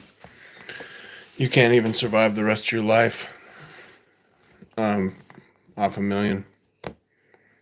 Believe it or not, you can't. Um, you know,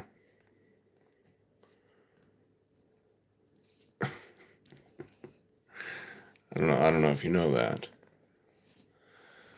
Um, depending on where you live, you know, there's some places where you can take 40 grand and live comfortably for forever, but that's because the American dollar is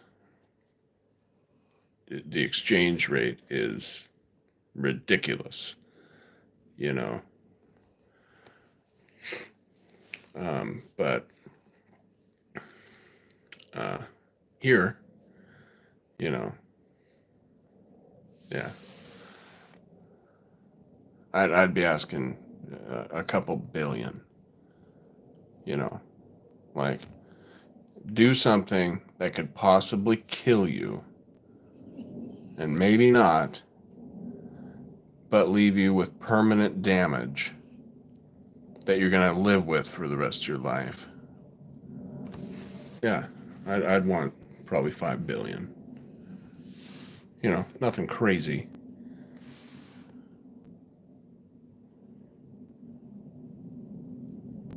But maybe some people think 5 billion is crazy. I don't, not fucking it at all. This is my life. You know.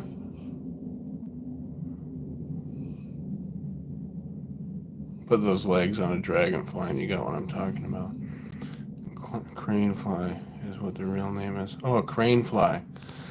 Okay, yeah. Let me look that up. We have something that we call crane fly here. Crane fly. Let's see if it's the same thing. Oh! These guys?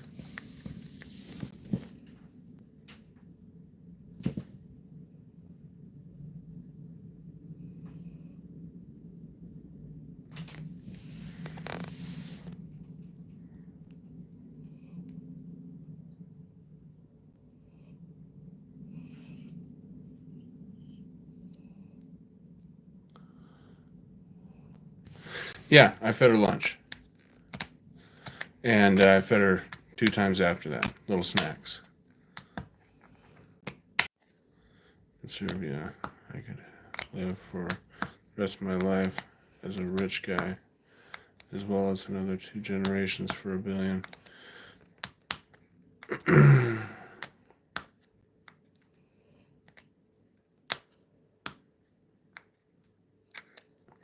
Yeah, the crane flies, they're annoying. They're annoying for sure.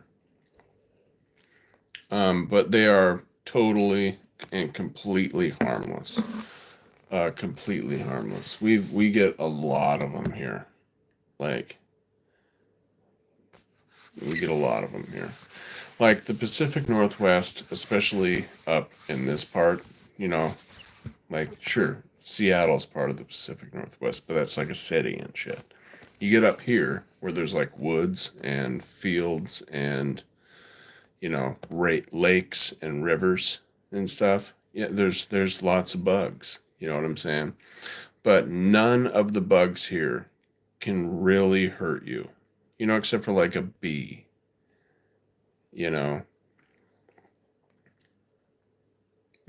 and that's like not crazy.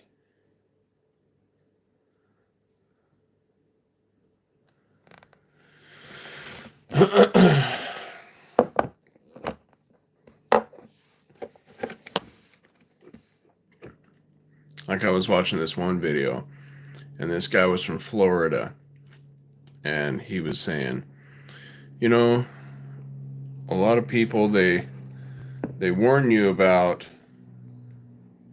the crocodiles and all this other shit. They can be. Mosquitoes can be. Really just depends. If you go into the woods, um, they can be pretty ruthless and pretty crazy. On your own property, all you need to do is spray the ground and make sure there's no standing water and shit like that. And they pretty much won't bug you. And some years are worse than others. Like this year wasn't bad at all. Like really not bad at all.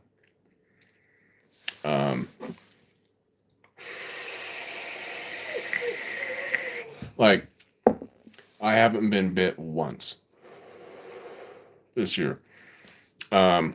Maybe it was last year or the year before. I don't remember. It was the year that Jason had his bachelor party here. They were pretty stupid. The mosquitoes were pretty dumb that year. You know.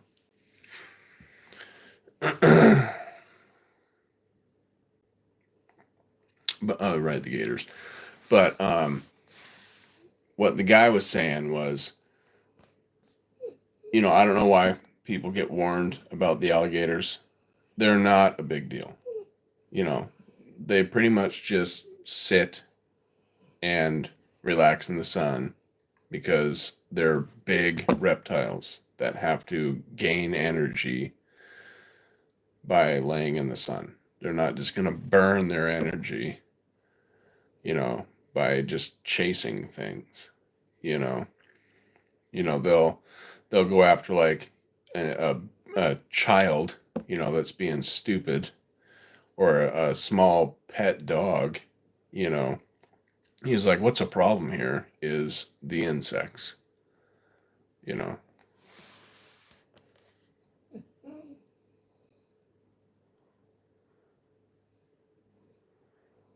You don't think you've ever seen one type of insect?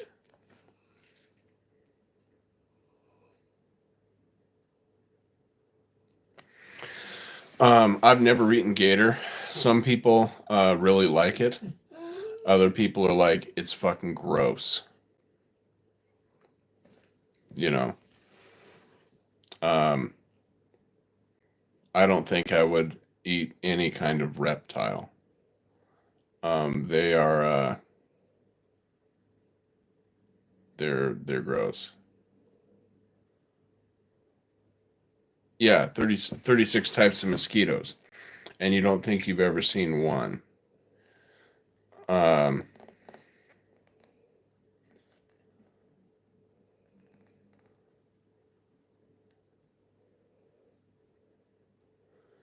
um, and I was saying you don't think you've ever seen a mosquito. Is that because like they're by the time they've bitten you, they've taken off already, or uh, you just don't think that you just haven't seen them like at all, and you've never been bitten either. Okay, huh? Yeah, when they're on the years when they're bad, you see them, because the way they like say if the one's gonna bite my arm, it'll like do like this.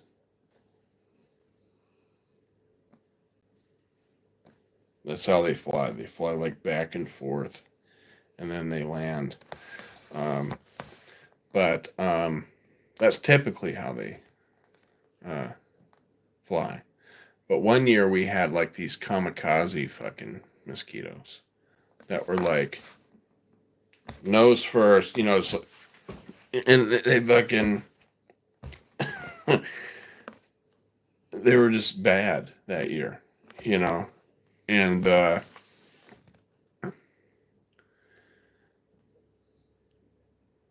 it was like you didn't see them, right, but you were getting bit like crazy, and yeah,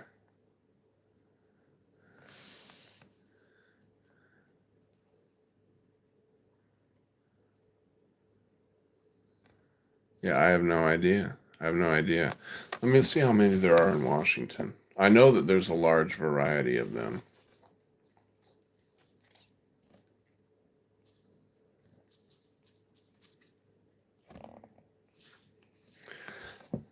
How many species of mosquitoes are there in Washington state? There are over 40 different species of mosquitoes in Washington state. Many of these species are potential vectors for disease like West Nile virus. Huh. Wonder how that got over here. While some mosquitoes are considered just a nuisance, others can transmit diseases, making mosquito control important.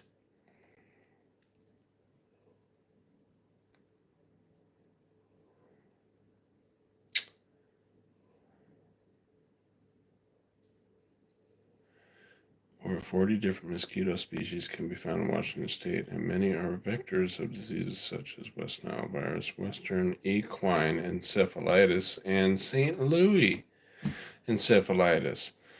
In the past, sporadic outbreaks of Western equine encephalitis and that's where it stops.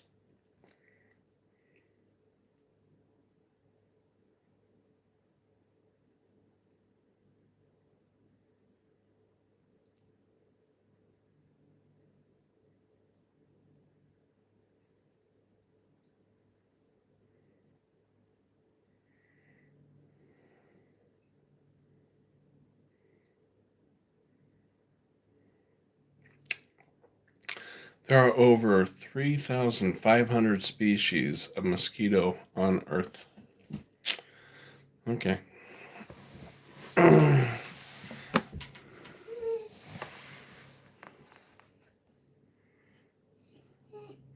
Midges. Way worse than mosquitoes, according to people who have experienced both. Mosquitoes are gay. Yeah, especially the ones that have bit people with AIDS.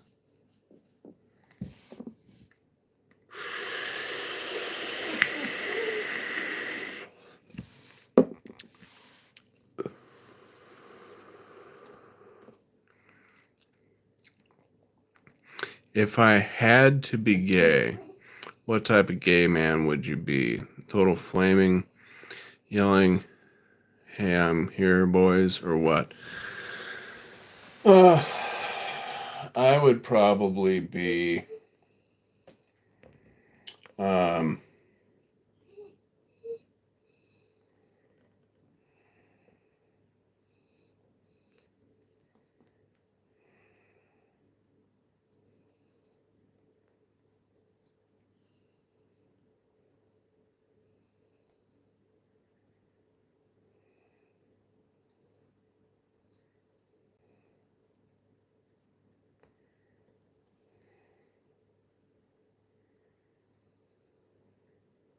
I don't know.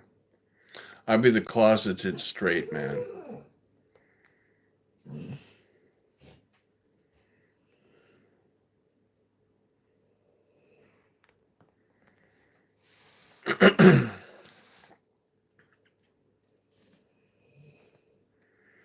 be the closeted straight guy that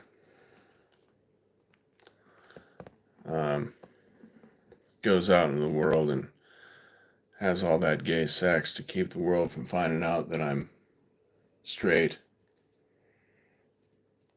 And, to keep up with the Joneses. And never admit that I'm straight. And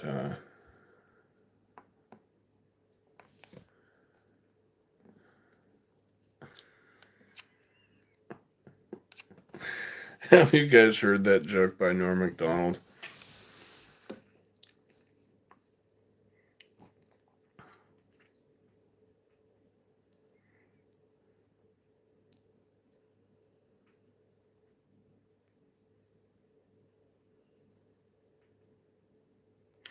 No, I haven't. Not that I know of. Have I seen any? Hey, I got an idea.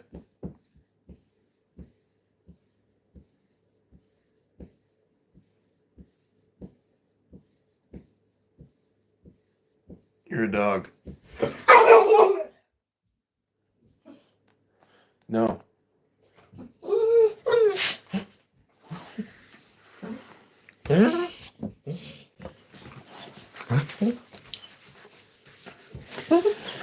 But if you haven't heard that joke, look it up. It's by Norm Macdonald, Closeted Straight Man.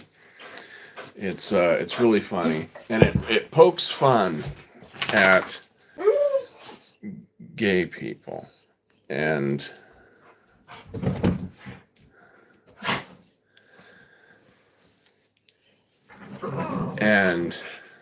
it also supports my theory that there actually aren't gay people.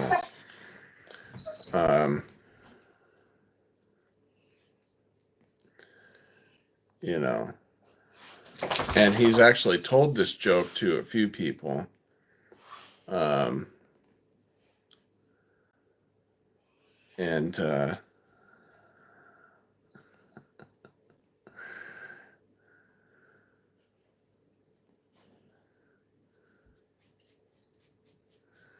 And each one of those situations were pretty funny.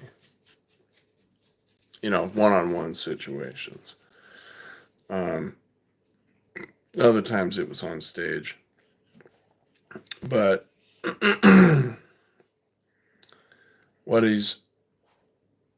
how the joke goes is, you know how Norm likes to tell jokes in story form, right? A lot of the time. Well, he brings up how back in the day, in the acting world, there was a lot of actors who were gay, but in order to keep the world from knowing that they were gay, they lived a double life, and they would have a wife and have children and all this stuff, right? And the person that he's talking to would be like, yeah, no, I know. And he's like, well, I just think that that's weird. And they're like, well, why? Social pressures, of having to, social pressures of people not accepting homosexuality and all this stuff. It makes sense that they would pretend that they're straight. He's like, yeah, no, I get that, blah, blah, blah, they're pussies. But what I don't get is these gay guys, having what they would consider to be icky sex with these women, and actually being able to finish, if you will, and create children. I just think that's weird. Uh, I think it's kind of weird if you think about it. To me, it seems like gay guys can have straight sex a lot easier than straight guys can have gay sex. I just think it's a little weird. It's a little weird. And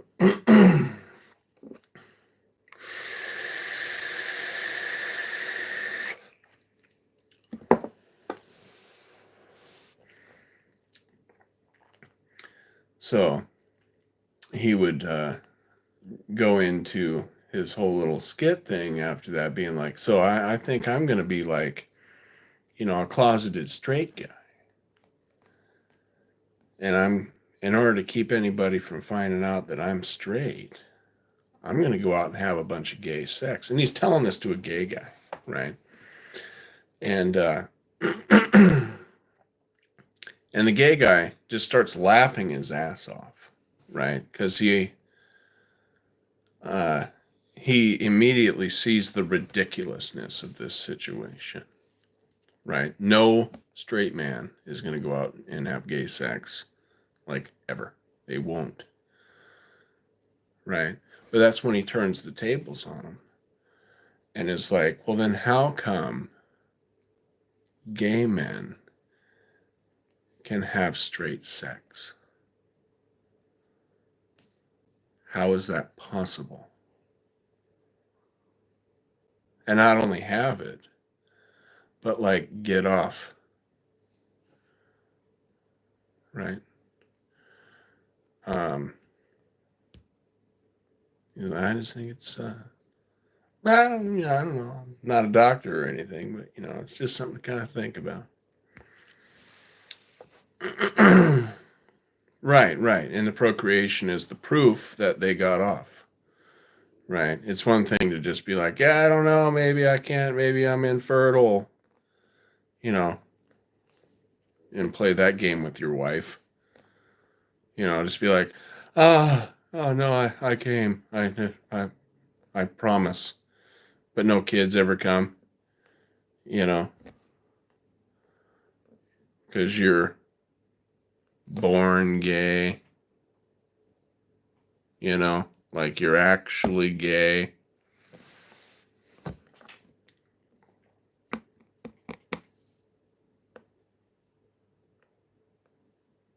No, they couldn't. That's another reason why I believe that there actually aren't any gay people. There aren't. You've got straight people and deceived straight people.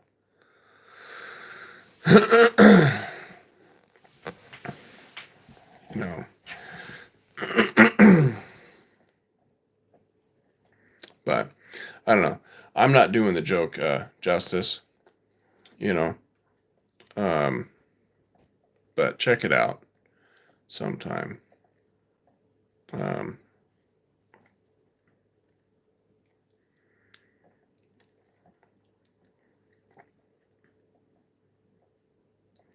it's it's really hilarious.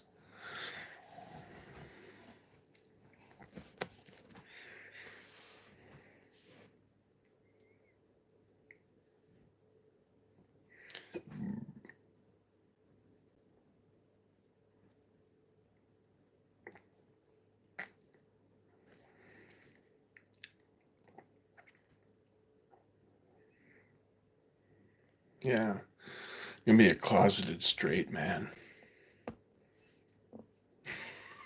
You're gonna go out and have a bunch of gay sex. Keep up with the Joneses.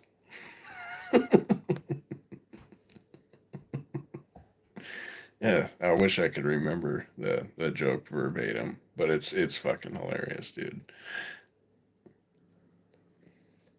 You know, and as soon as people actually get what he's saying, it pisses a lot of people off. Because that joke actually takes Uh, you know, it it takes something from them. Some of them, it takes their identity. You know.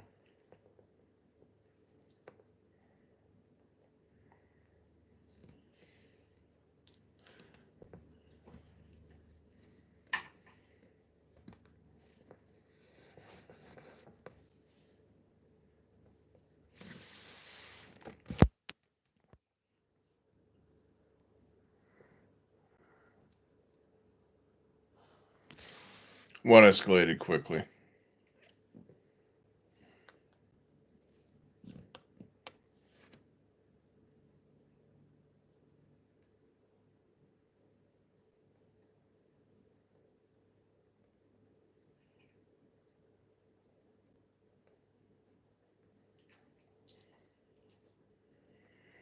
The gay joke conversation? Huh. I don't know. Maybe you can see it that way. Um,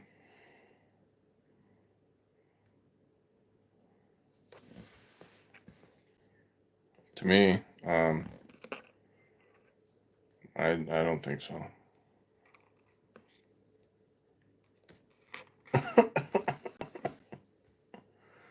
uh, you know, but I have my opinions about that situation.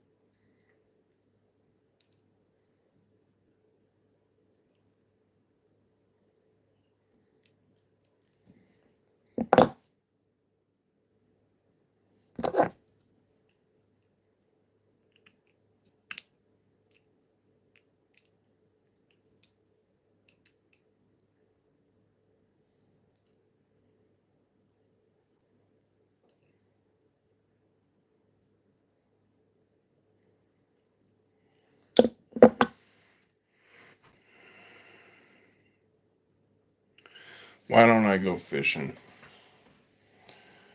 Um, I don't know. I just don't feel like it. You know. You know.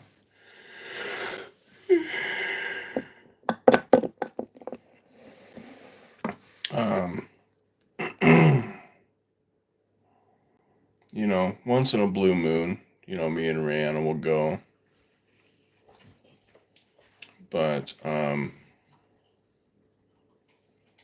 it's been a couple years since we've gone. Um,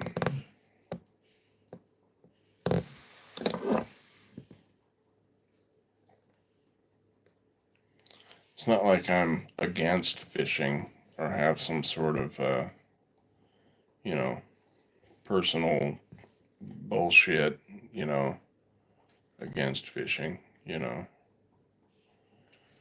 Um,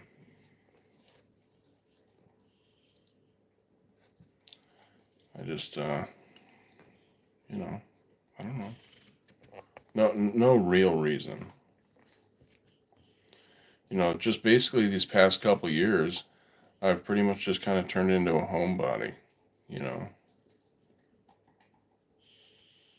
Yeah, she can fish, She likes to fish when she goes. Um,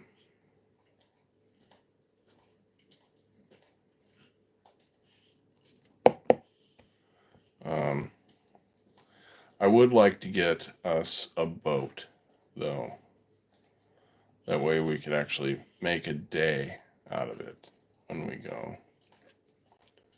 Um, because Rihanna has a tendency to kind of get burnt out on things. You know, we could pack up all the stuff and go. And, we go fishing and stuff. And, an hour, 2 hours into it, and she's like, ready to go home.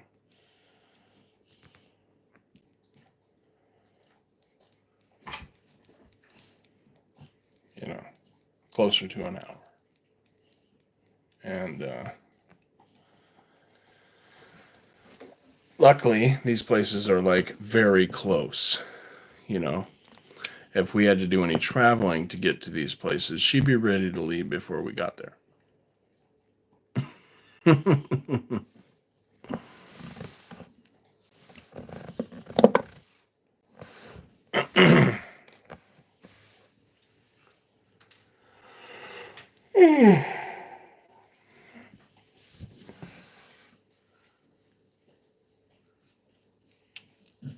Mm-hmm.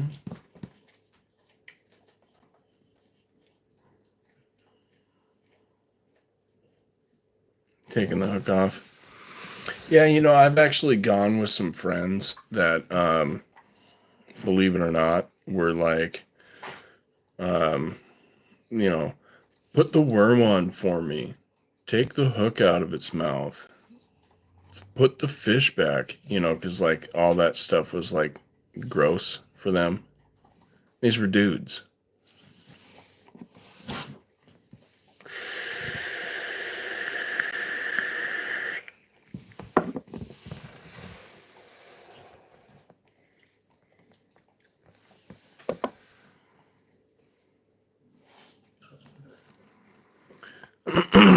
Yeah.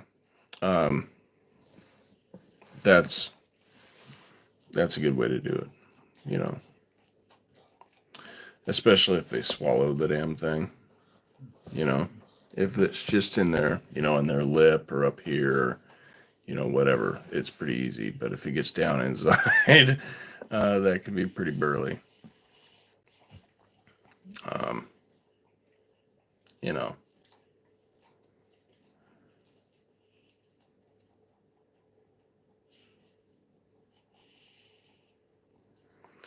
Yeah, I've always just, um, like this is the hook, right?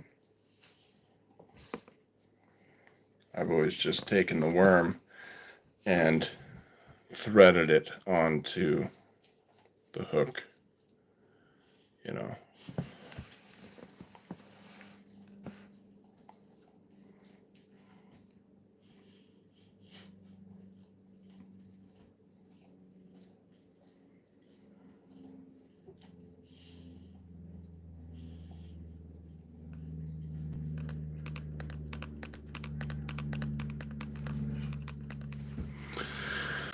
Yeah, it's hard to say. Do fish feel pain? I don't know. I don't know if they do or not. You know, if they don't, there's a lot of things that fish can do that people can uh,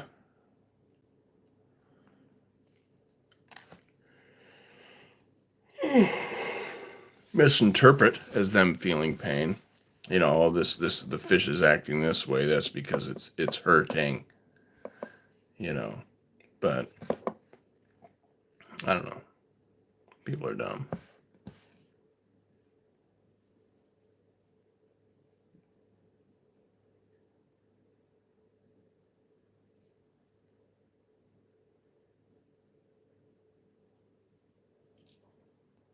Oh, really? They can. I wasn't aware of that. Yeah, what I've always done is just taken the line, wrapped around my hand.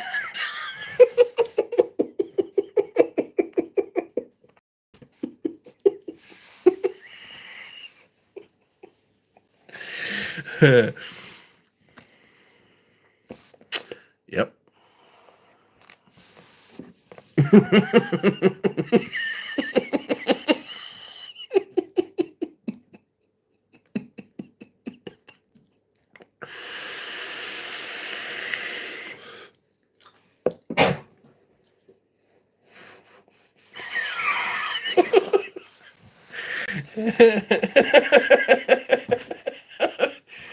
And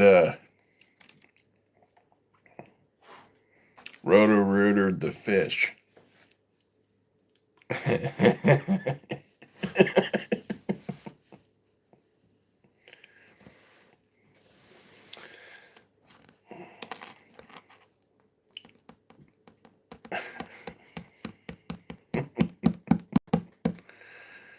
Yeah.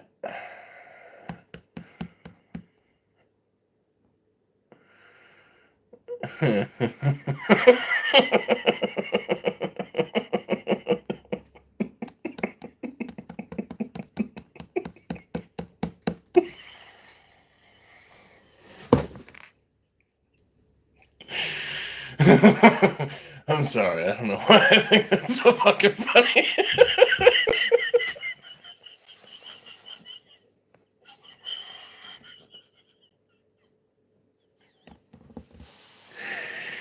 Oh, man.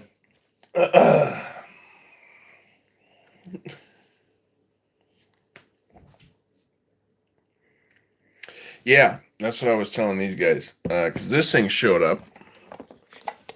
Rihanna bought these tiny, very tiny waffle makers, as you can see. They're like smaller than my freaking hands. Oh, who's this? Oh, this is one of my homies. You guys you'll like this guy. Oh. I can't come in. Hey, Rock. What's going on, Rock Dog? What's up, dude? Live. Yeah, I'm here stabbing the rabbit.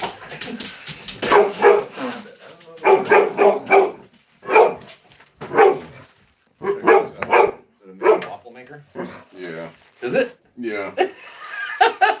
That's hilarious. That's really funny. Yeah, look at how small they are. Open it up. Yeah. That is hilarious. Is that Rihanna? Did she buy that? I didn't. Well, I feel like that's a Rihanna. Oh, you got two of them. Yeah, I think it's so she can double fist, you know. It's like, Well, one, you know, because just buy one bigger. It's like Tressa bought those. She bought some rings. some what? Some egg rings. What rings? Egg rings. Oh, okay, for making like a your McMuffin. yeah. And it's like, it's so easy just to go and just kind of dial it back and you get it rough. I mean, if you really play with it, you can get a nice circle looking one. But they get thicker though inside. But the ones she bought are like, they're bigger than a McMuffin size. So I'm like, they're like this. They're like 3.5 inches. So they're just, Okay. they still sit outside of a regular. She could have just got like a cookie cutter. And she got, it comes with like a set of 8. That's a kick-ass shirt. It's getting a little, it's right on the edge of being blown out because I've worn it so much. It's like the neck's almost, I can feel it's like, when your t-shirts kind of start to go. I can feel the sleeves are a little, whatever. How you doing, bro? I I haven't seen you forever. Yeah. Been missing church and skipping church and out of town, sick. Fucking sick as a dude. Me and Tress both just got like this sicky sick. Really? Yeah. Were you puking? No. No. No. Okay. Pretty sure it was COVID. Okay. Again? I mean, we didn't test, but Uh-huh. it felt like it did when it was COVID. It was like it started with just like, and then just like fatigue. She got super stuffed up and couldn't breathe. She was having trouble using CPAP for like a week. That's good. Oh, dude, I like slept until 1, like 4 days in a row. I was just leveled. And, I didn't really, like, if I would have had somewhere to go, I probably could have pulled it together and, been like. Look what I'm doing again. Yeah, you showed me all your. Oh, that's right. I showed you some coils and shit. Dorky McCoils. Yeah. Coils McDorkinson.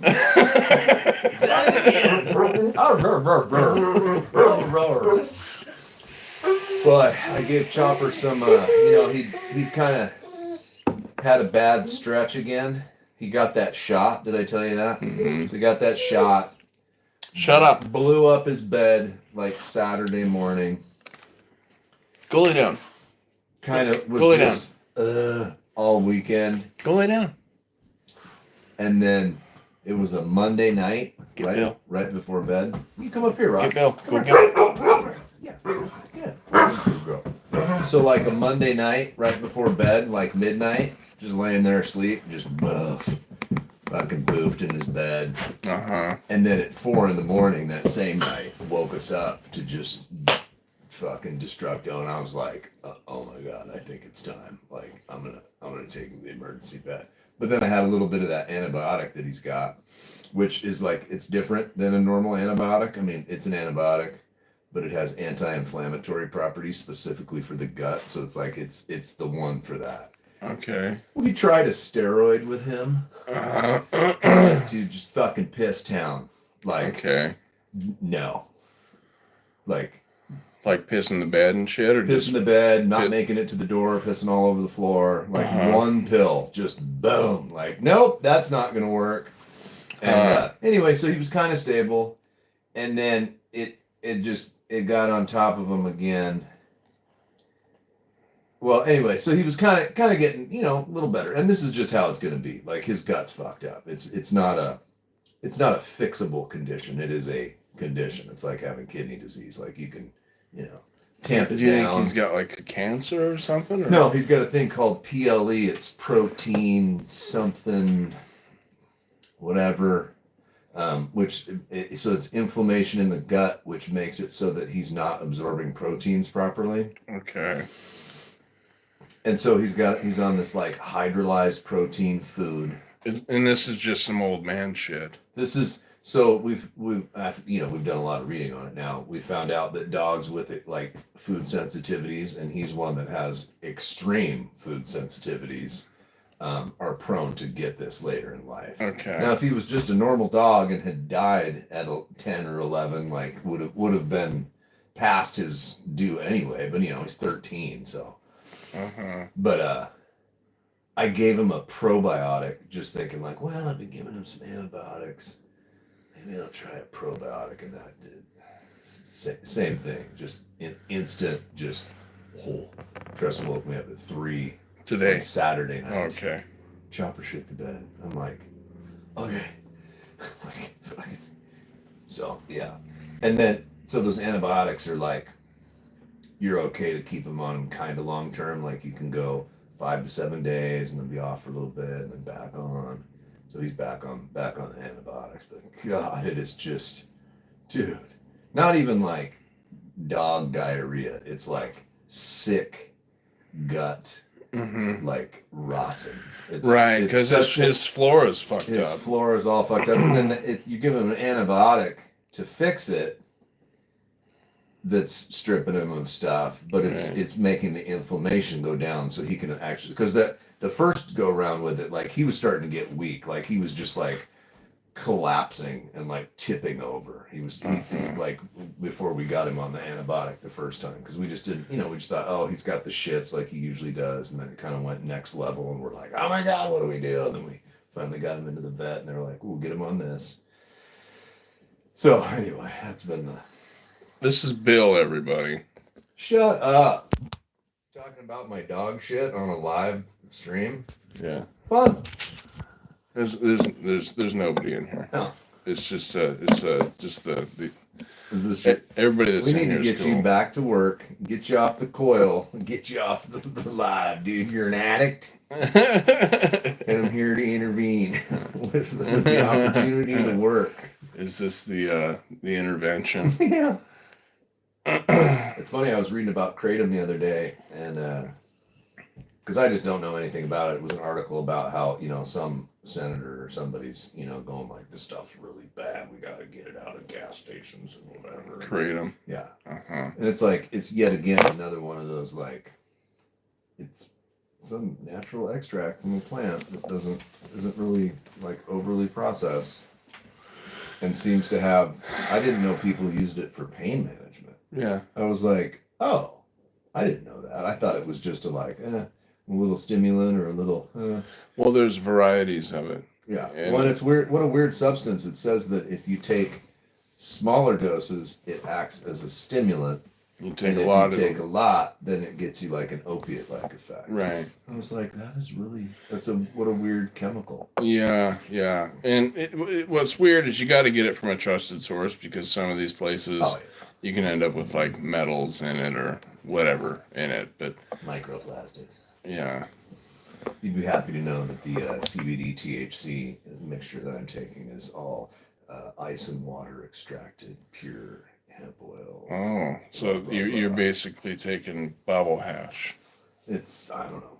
That's what it would be if it's extracted with water and ice. I used to make it. Yeah, it's hash rosin oil or something like that. So they make oil from the hash, and it's kind of like almost grainy, but if it gets warm, it turns to pure oil. So if it's at a cooler temperature, it's kind of hard and almost lumpy, like crystallized honey. And it only comes in a 10 milligram, which is more than I want to take at once. So I can take the capsule and kind of go and split it in half when it's cold. Space capsule. Yeah, I made that style of hash for a little while, but I abandoned it because it wasn't worth the hassle. A lot to extract. Well, you don't get the return. It is garbage. And so what I started doing was I kept the bags, because when you buy the kit, it comes with these. Basically what you do is you got these cylinders with different size, finer and finer screens, right? And the thickest, the one with the biggest holes at the top, and then the finest ones at the bottom, right? And you put them inside of this thing, and you do the ice mix, and all the crystals fall out, and then you can pull out this one, and it's got this size crystals. Pull out this one's got that size crystals, and so on, right? Oh, trippy. And then you're supposed to lay it all out on parchment, and it'll dry, and then eventually it kind of turns into like this fluffy or crystal-y type shit. Like duff. Well, not exactly, but what I started doing is I would take the middle bag, right? Because one of them's so fine that nothing really gets through it. And the other ones are so big that like almost everything gets through it, right? So I took like the middle bag, and I would just fill it up with just all kinds of dope. And then I would put the leaves inside this table, cover the whole table with parchment, and then just roll it up at the top and just go flip, flip, flip, flip, flip. And this poof, poof, poof would come out on the table and just be keef. Keef, that's right. And that is a thing too, right? It is. Yeah. It is.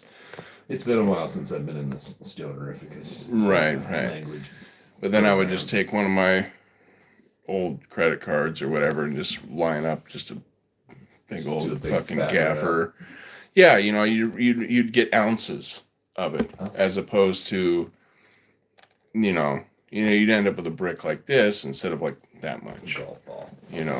So that's how I did it. And the return was so high that I would spend, 3 days, 10 hours a day doing it until it just wasn't coming out anymore.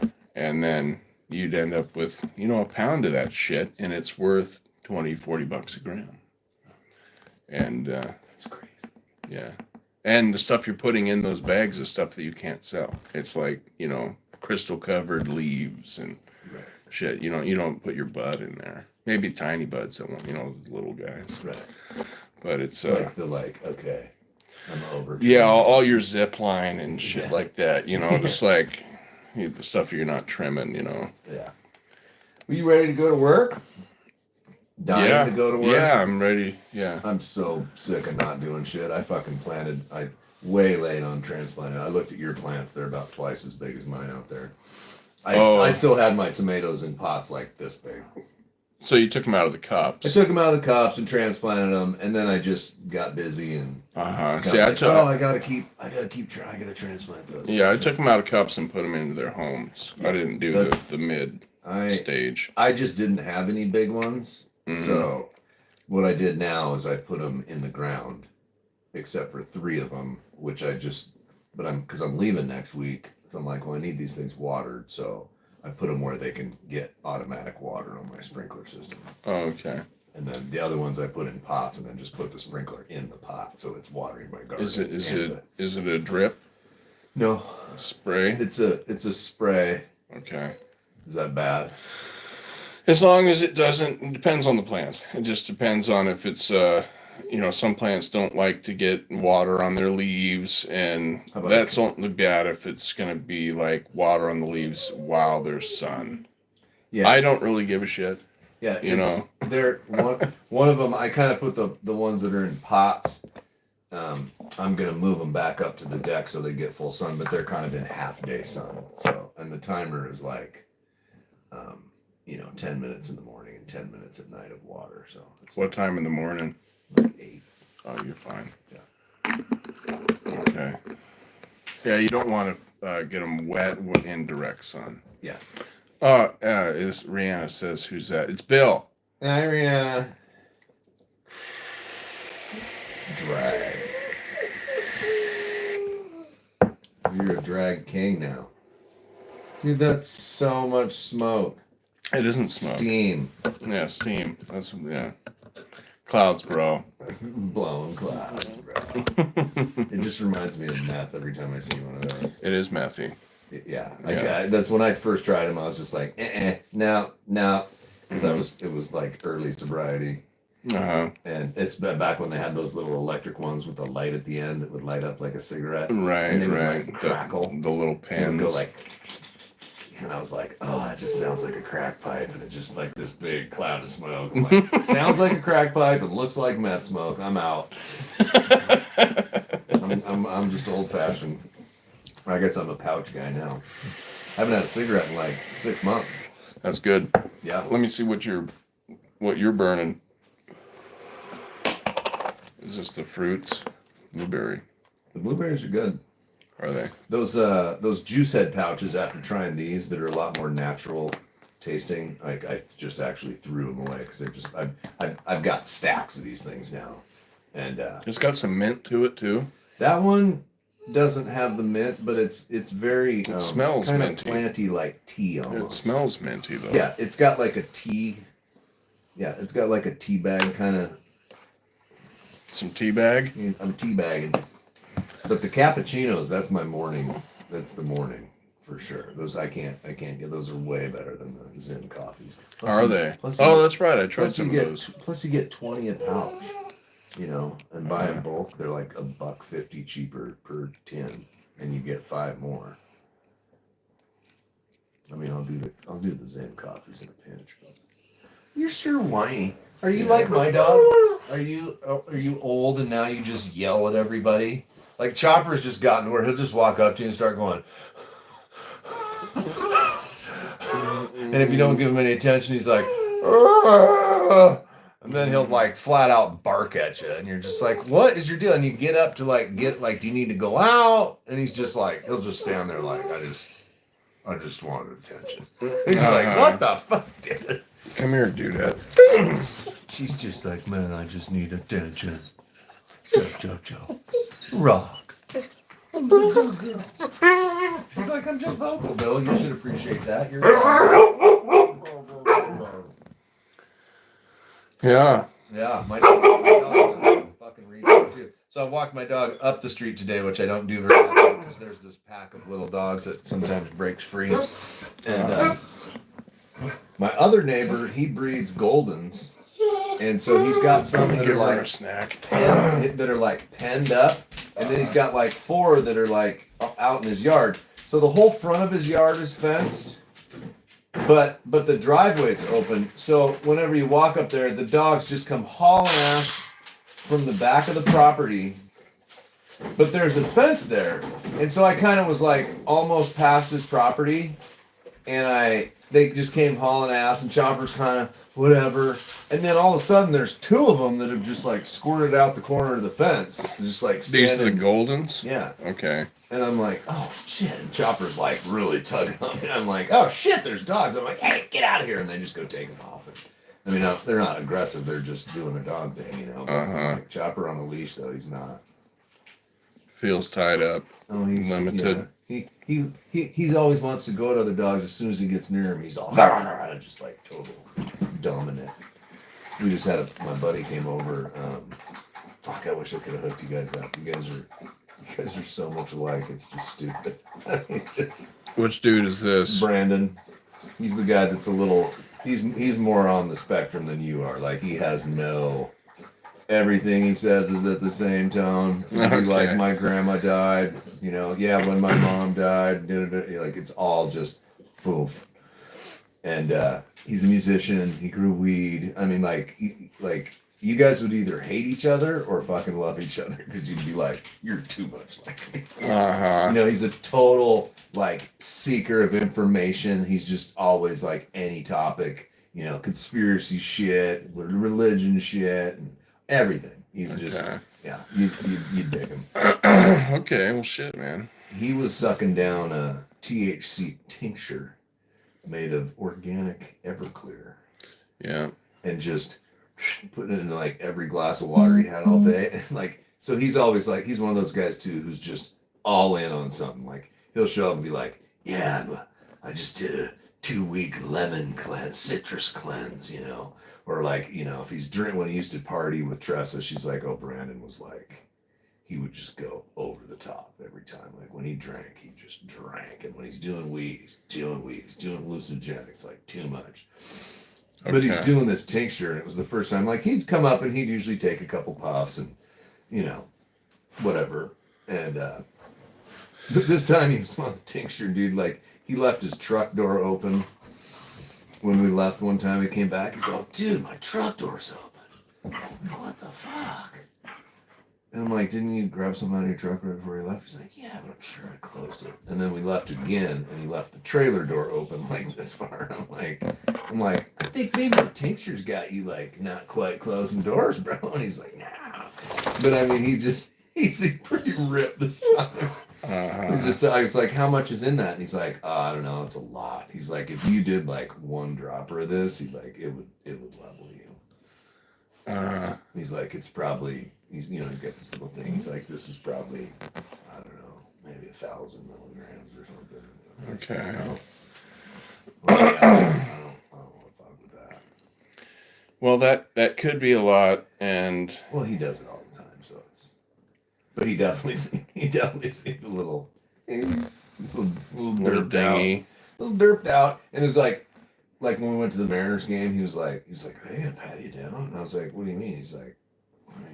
I go, oh, you can't go 3 or 4 hours without the tinks? And he's like, oh, I don't want to. He's like, oh, okay. I wouldn't worry about it. They can't prove what it is. Oh, no, they didn't. I mean, we walked right through it. It was no big deal. Yeah. I mean, the biggest problem that he probably have is that it was alcohol. Yeah. Yeah. Yeah. It was just funny, though, because I was like, you can't just leave in the car for 3 or 4 hours. He was like, well, we were taking the train from Linwood all the way down to Seattle. We were getting there early. And so he's like, it's going to be more like 6 or 7 hours, bro. He's like, no, bro. Nah, not doing it. Have you ever been up to Sauk Mountain? I think I might have at some point. I don't remember. Dude, beautiful up there. So have you ever been to any of these camps? No. Yeah. Yeah, oh yeah. Tell me about the camp. It was cool. I heard that facility is kind of janky. With like it's not like a distinctly Christian camp, so there's like. Well, it seemed Christian to me. I mean. Well, so last year I guess they had some people there that were like, there wasn't another Christian group there because there's multiple groups there, right? Yeah, I mean they kept us pretty separate except for when it was like chow time or whatever. Yeah. So I guess there was a little bit of. And this is, of course, from a youth pastor's perspective, so I'm sure it was just not that big a deal. But... Well, let me put it this way: there's Brandon, he's one of your guys, and he looks a little stony. He looks a little stony bone child right there. That's at the start of Sauk Mountain. Again, check this out. So that's the start of the trail where you drive up. That's the top that you're getting up to. This is the view partially on the way up. The view is just astonishing. Mm-hmm. Like there's the Skagit down there, and once you get to the top, this is about halfway up. That's looking back toward Clear Lake and Cedar Woolley over here. So that's the parking lot down there. This will just switch back up. It's pretty cool too because it was all like wildflowers. I can see that in bloom. Which I keep trying to take Tress on hikes for wildflowers over the years, and we just never catch it in the right season. That's Tress's face when she's hiking. She's happy, joyful. Anyway, there's still a little bit of ice up there. You can get up to the top. Pretty cool though. That is cool. What lake's that? I don't know, just a little lake down on the hike. It's tiny. It looks clean though. Yeah, I really wanted to go down there. This is a shot of my inside my. I know that looked like something you don't want to see. Yeah, I was like, is that you should show your balls? This is in my shorts. That's my leg hair. Isn't that funny? And it's seeing it through mesh pockets. The camera will just zoom in.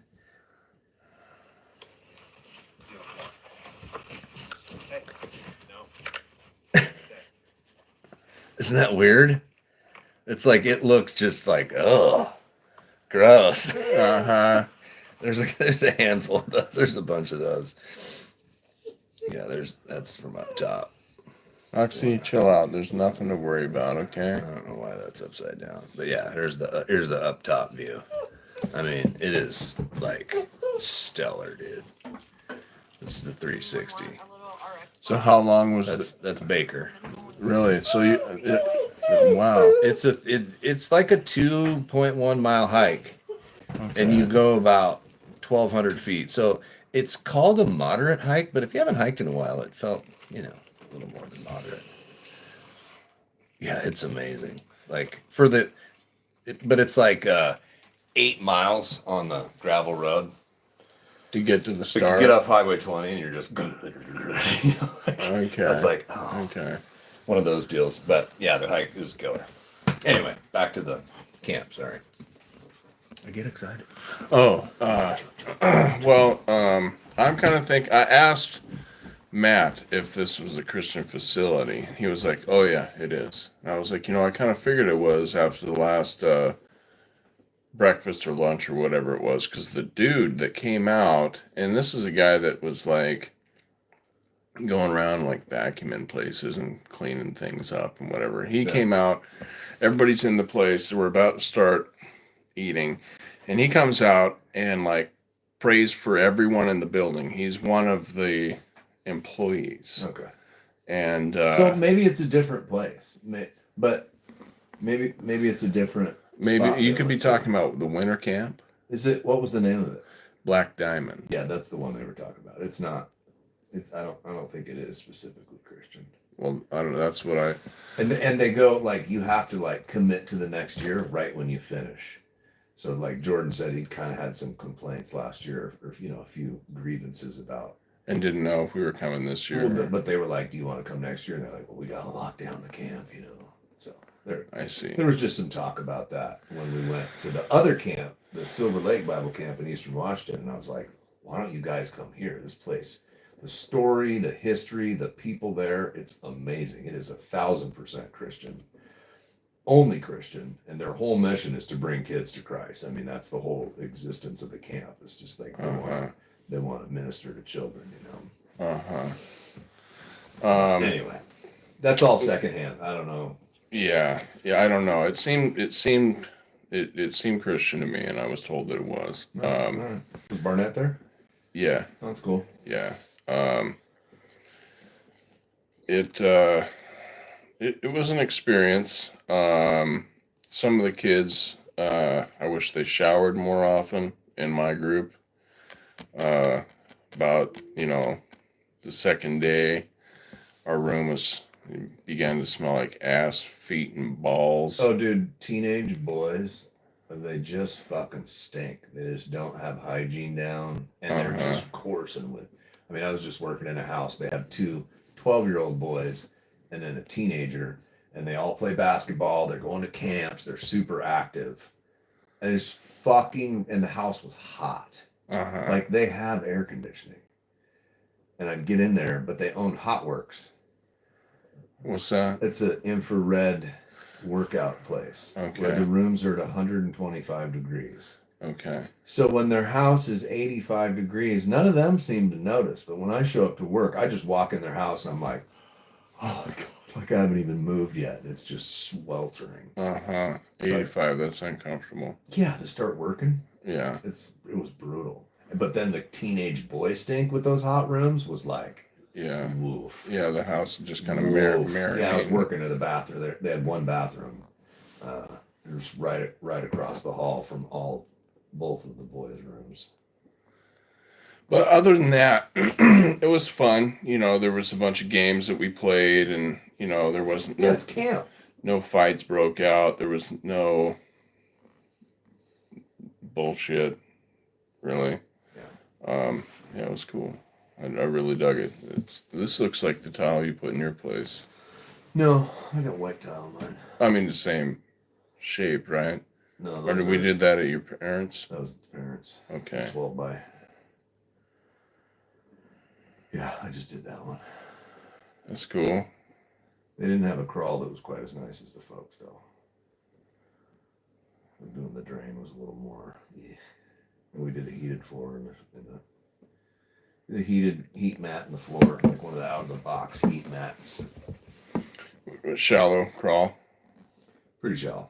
Yeah. Okay. There's one spot to get under the drain line that was like I don't. You would have had to find another spot to get. I had to like get 4 feet out of the way. I think you would have had to go about 10 feet out of the way because it was pretty tight. But it was good. Yeah, that's one thing I don't really, I don't mind going under houses and stuff, but if it's like, if we're dealing with dead animals and it's tight and... They had a bunch of those, you like stake poison onto a board and you like put a screw through it. Have you ever seen those? They just like sit on a post. They had a whole bunch of those in there. But I didn't see there was no critters. No, they had left. Yeah, they got like 10 acres on the back side of Buchanan Hill, so the south side, kind of looking south. Okay. I'm on like here's Pringle, my street, and you go up one street, that's Buchanan. The one that comes back to go Swan Lake Road, that's Buchanan Hill that I kind of live in. Like Mud Lake's here, right. To Buchanan Hill, they live over here. Okay. So just super close. Okay, well that's like nice. A 2-minute commute. That's nice. Did you know these guys before? Yeah, they're from church. Okay. Brett and Pauline Johnson. Well, they used to be a church there. She is Nick Martin's brother.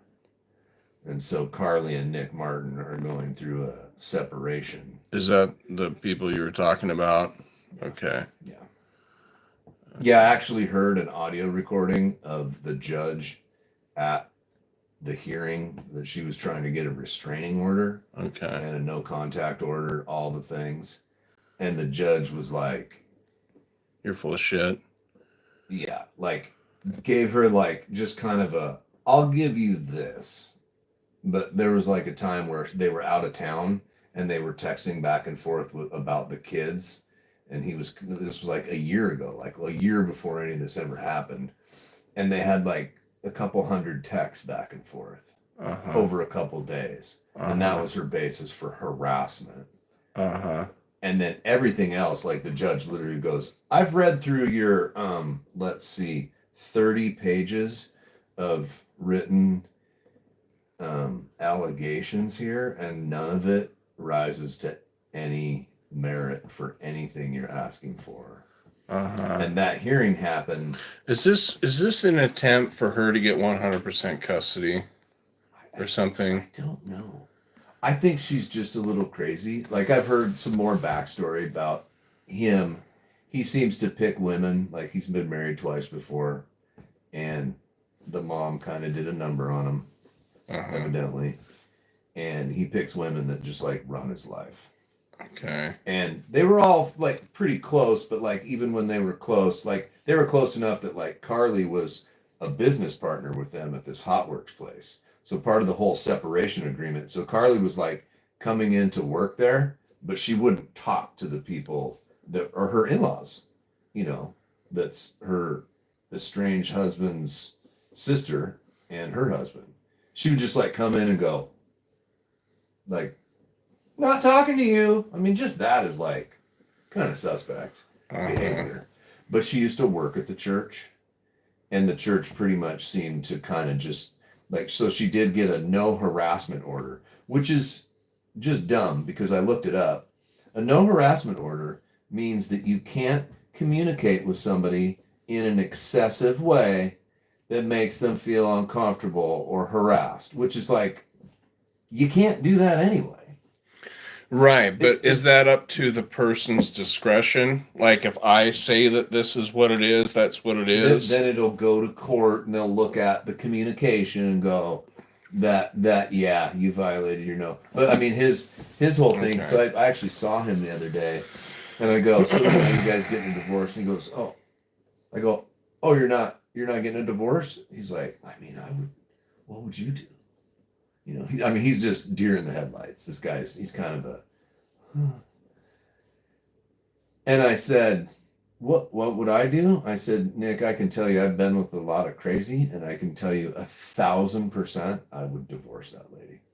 And he was like, oh, because he's like, there's no biblical basis for divorce. And I'm like, how about she's fucking crazy and like, God will forgive you. Because, I mean, honestly, like, everything that you know what I'm saying? Like, dude, oh, man. So they're one of those kind of Christian people that are like, there's no biblical grounds for this. And it's like, yeah, in a perfect world, that's the only reason for divorce. But, like, if she's fucking crazy, and, you know, they got a bunch of kids, and it's just a bummer, you know? Yeah, I understand. And he's one of those guys, he's like, oh no, we're just separated. He goes, and then he just looks at me, and we don't even know each other. He goes, what would you do? And I said, just based on what I've heard, I mean, 1,000% I would divorce her. Like, done. I'd be running, dude. Yeah. I'd be like, why would you want to go back to that? Like, you already know what you're dealing with. You want to keep a sign on for continuation of that, taking you to court, making allegations of all kinds of weird shit, you know? Yeah, just spousal abuse. You know, she was alleging verbal abuse and emotional abuse, and the judge just went down line by line, was like, nothing, nope. This one thing, okay, like maybe there was some excessive texting, but it was kind of back and forth, but I'll give you the harassment order. And I'm pretty sure she went to the church leadership and was like, yeah, I got a no contact order. You know, I don't know, because I wasn't there, but it seems like they were kind of inclined to believe her side anyway. And then with like a thing from the judge, like, there's nothing in that order that says he can't still come to church there. And I think they kind of asked him not to come to church. Okay. And then Brett and Pauline are like, hey, you guys aren't listening to both sides of the story. They've left City Point over this. Which is just a bummer, because they absolutely love City Point. Like, they found City Point. We're just like, this is home. Like, we love it. They have kids that went there. So yeah, it impacted a lot of people who are, I'm gonna say, crazy, but it's not my fight. Whatever. Yeah, that's a bummer. It's just gossip. Yeah, there's what sucks is, you know, there's a lot of people like that out there that call themselves Christian and they're batshit, and you know, a lot of people will interact with this person and they'll be like, is that what Christian is? You know, fucking crazy. Yeah, well, the thing is, like, she presents as kind of a mousy, sweet thing, but, like, I've heard enough from Brett and Pauline, and they like, up until, like, the day that all this dropped, because it just, like, they literally said, like, they'd been going to some counseling, and, like, by both accounts, they were both like, yeah, it's really going good. From the dude and the chick. And the chick. The chick was like, yeah, we're really making strides. And then just boom, like, dropped this massive allegations of all kinds of stuff. Had it all printed out. Well, if I were to guess, during counseling, she probably got asked to do something she wasn't willing to do. And I'm just guessing, you know. And he was like, well, you know, we should probably do that, you know, and I don't know. I don't know. Yeah, I don't either. I just, like I said, I've heard enough, and I'm going to go into all the details, but like they did, because Brett and Pauline are like, they're kind of vexed by it because they kind of felt like we can't go to City Point anymore because the leadership there kind of. That's their name, Brett. Brett and Pauline. Okay, okay. Because every time you were saying Brett, I was thinking of somebody else. No, he's a super tall guy. One kid's really tall, but anyway, they're super nice people. I mean, like they're just really bummed, and they kind, they just the first few times we were hanging out and like doing work, like they're kind of going through it, and then they just stopped because I think they just kind of needed to say their piece, kind of thing. But whatever. I don't know, man. That's a lot. Yeah. When I met him and he looked at me, I mean, like I've literally probably talked to the guy like for 4 minutes in the couple of years that they've been there. So I don't know him. In total. In total. Okay. And when he looked at me and was like, "Well, what would you do?" I was like, "Oh, this guy's kind of spineless. Like when it comes to stuff, like he doesn't even know what he's doing. And he's a real soft spoken, very mild mannered guy. Super nice. Uh-huh. Yeah. But anyway, what are you gonna do? I don't know, man. I don't know their situation, and it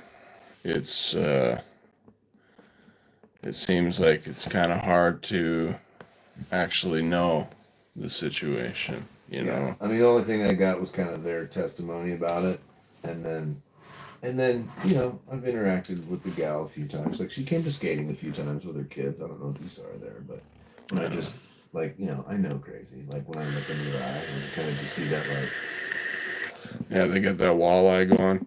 100%. She's totally got that. Totally.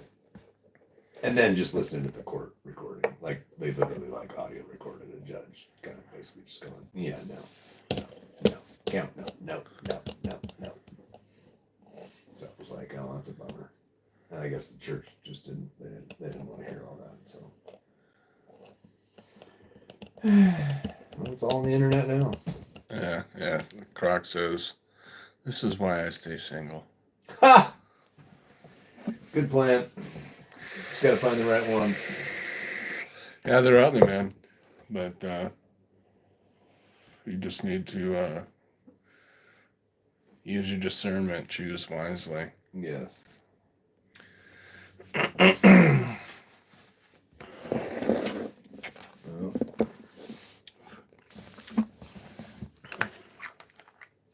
Well, Israel just announced that they've pretty much planned to take full control of the Palestinian enclave and operate militarily in areas that they have refrained from entering until now. So I don't think I've talked to you about Ferguson's recognition of. Oh no, you did. Okay. But it's kind of it's just another. Like, it's some wokey shit, but I mean, yeah, I mean, there's nothing behind it. It's just like, yeah, we put this down on paper because there's 200,000 Muslims in Washington. It's like, yeah, you're just pandering to a voting bloc. No, I get that, but see, that's where it starts. Look at the guy who's running in New York. Have you seen anything about him? He's like this 33-year-old kind of YouTube, TikTok, like comes from money, like serious money in Uganda, and he's a socialist, and he is leading in New York. And I mean, he's a full-on like Antifada, anti-Semitic, just get rid of the police. He's all these things in his track record of what he said that he's kind of soft stepping around now, but like. He's just kind of a charismatic guy who's like kind of like Ocasio-Cortez. Like he's very tech savvy, social media savvy, and so he's garnered this following. But like he literally like he's been a councilman or something, like a ward councilman for like 2 years. Like he has no political experience, and he's 33 years old, and could very well be the next mayor of New York City. Well, we'll see. Yeah, it's pretty weird. Yeah, his name's Mamdani. Really? Yeah. That's fairly dark. Pretty Muslim-y.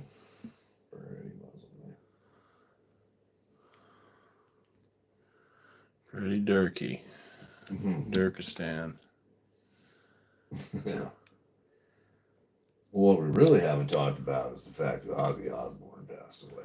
I mean, That he did. we went to trivia that week, and they did a full-on Ozzy category.